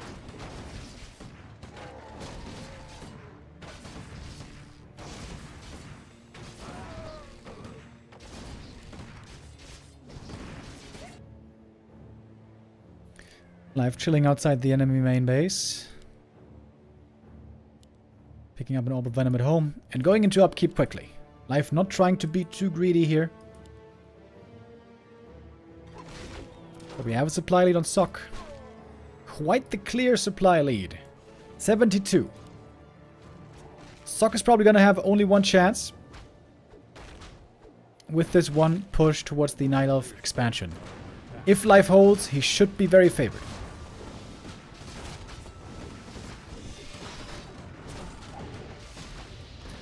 It's a very bad position right here. This is the most narrow position on the map in this choke right there. This is not where Life should be fighting against the Blizzard.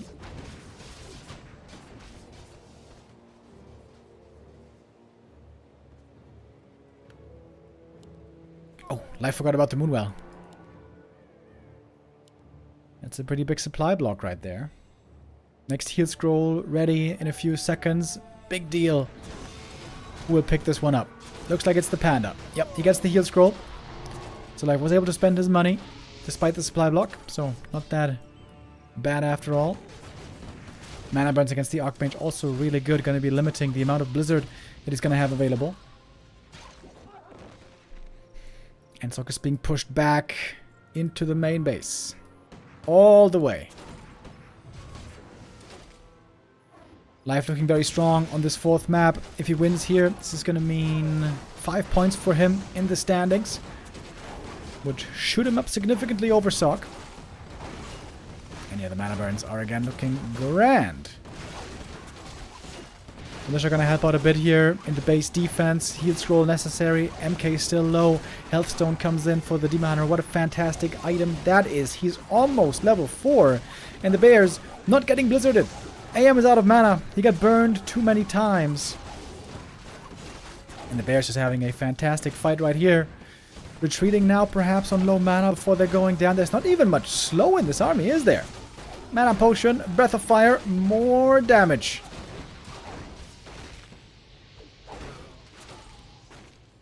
For once we're not seeing a Naga as the second hero to aid the Demon Hunter, but rather the Panda. Great frontliner.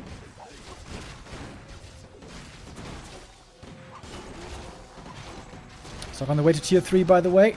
Can he survive that long, I wonder? He has to call to arms from the main base. He's getting absolutely overrun by these bears. We have level 4 on the Panda, the Demon Hunter. Lucky for Sock doesn't have a telestaff to rejoin instantly. Sock's army just crumbling. No chance against these bears. Not enough Sorks especially, it seemed to me.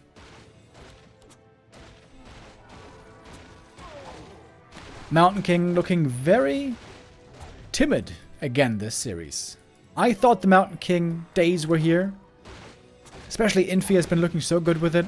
It was Infi who introduced them back into the meta, and many other humans following. But today, this MK is not looking like the answer. Good position now finally for the Blizzard. We have a bit of mana again on the AM. But Life just keeps fighting. He is not deterred. So many peasants going down. Some bears being exchanged for it. But a huge supply lead still on the Night Elf.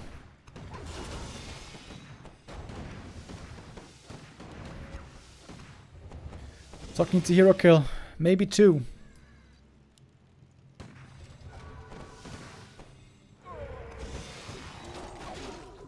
Again, no mana for Blizzard. Seems like he's low mana this entire game. Another heal scroll by Life. His bears still looking fairly healthy. This position is very much not advised to be fighting in, but Life doesn't seem to care. Still getting a few more kills here and there. Gets a rifle here, gets a priest over there. Finally level 3 for the Archmage. He's got one more Blizzard. And at last, perhaps the Night Elf will be pushed away from the human main base, but so many losses. Look at all these corpses. And it's a 30 supply lead for Life. Absolutely devastating fight. Main base in shambles. Economy was suffering for so long. Tier 3 has now finished, but that seemed to come way too late.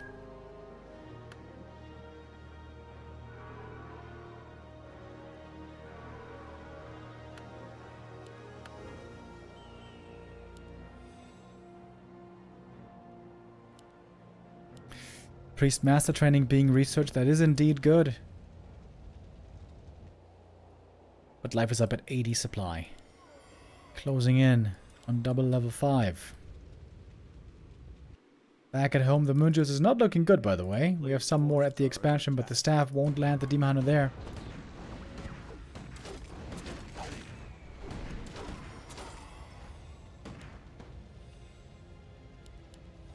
Two 1 upgrades on these bears. 1-0 only on the breakers.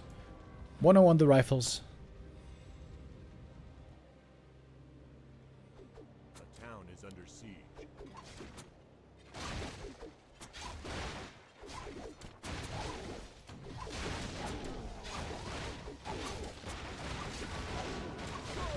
A lot of damage from these bears. This one bear might kill all the peasants. This blizzard is looking okay. Honestly, not that amazing. And that's gonna do it. Life with a victory today, 3-1 on this Thursday. I mean, Wednesday. Life definitely the better player between the two. 5 points for Life.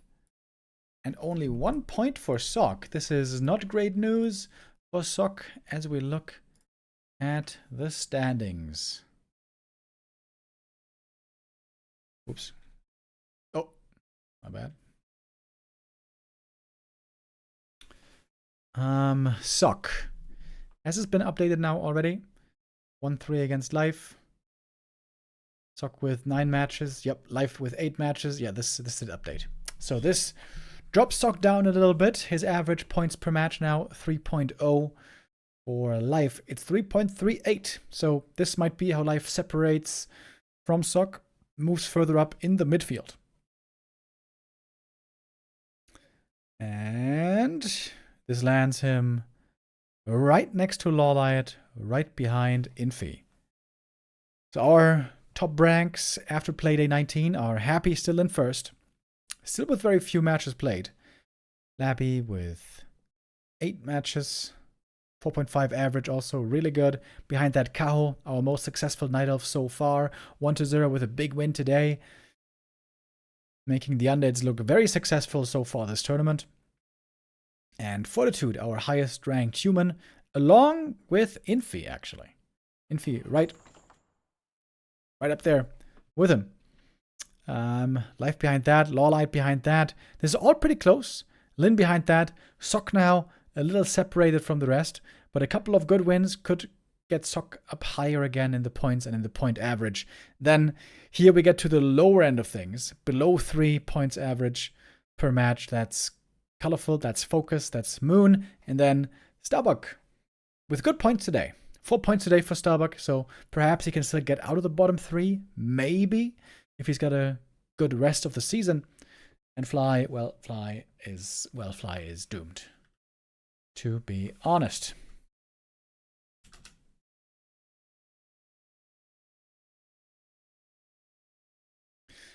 And do we have the matches for tomorrow? I don't think we have them yet.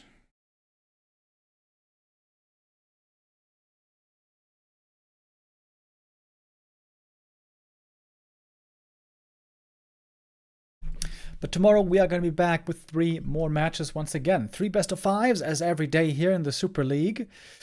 It seems like Fortitude has to play some games, doesn't he? 40 and Lin with by far the fewest games so far. Fortitude with only 4 matches. Lin with only 4 matches. And Happy also only 5 matches. So these guys definitely have some catching up still to do. But there's still lots of playdays, so it's not like they're running out of time. We have 17? 16. 16 more playdays. Continuing on tomorrow and every day for the next 2 weeks. Before then, we get into the Ascension phase.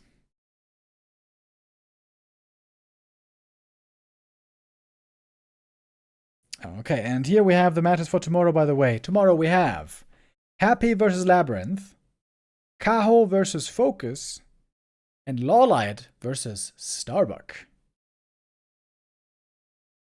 Looking forward to Lawlight versus Starbuck especially. I wonder if Starbuck can continue his momentum that we've seen from him. Not gonna lie, Happy and Labby and Kaho versus FoCuS looks pretty one-sided on paper if we compare recent performances in those matchups. All right, I want to see the rankings. Here you go, buddy. One more look at the rankings. This is it.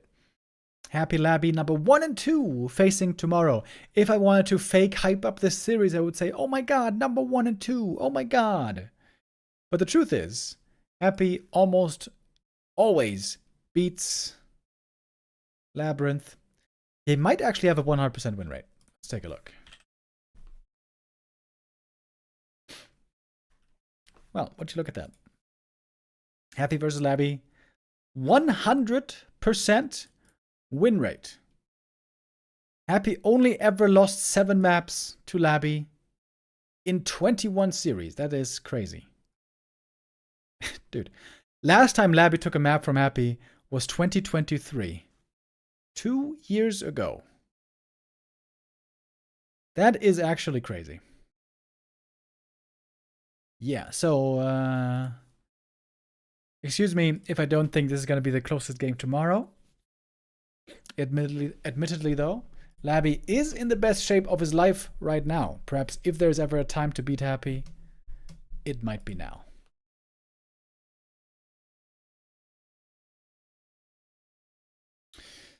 All right. That's it for me today. I'll be back tomorrow once again, same time as basically every day, 1 p.m. CEST, when we continue tomorrow with the Super League with Playday 20. Take care, everybody.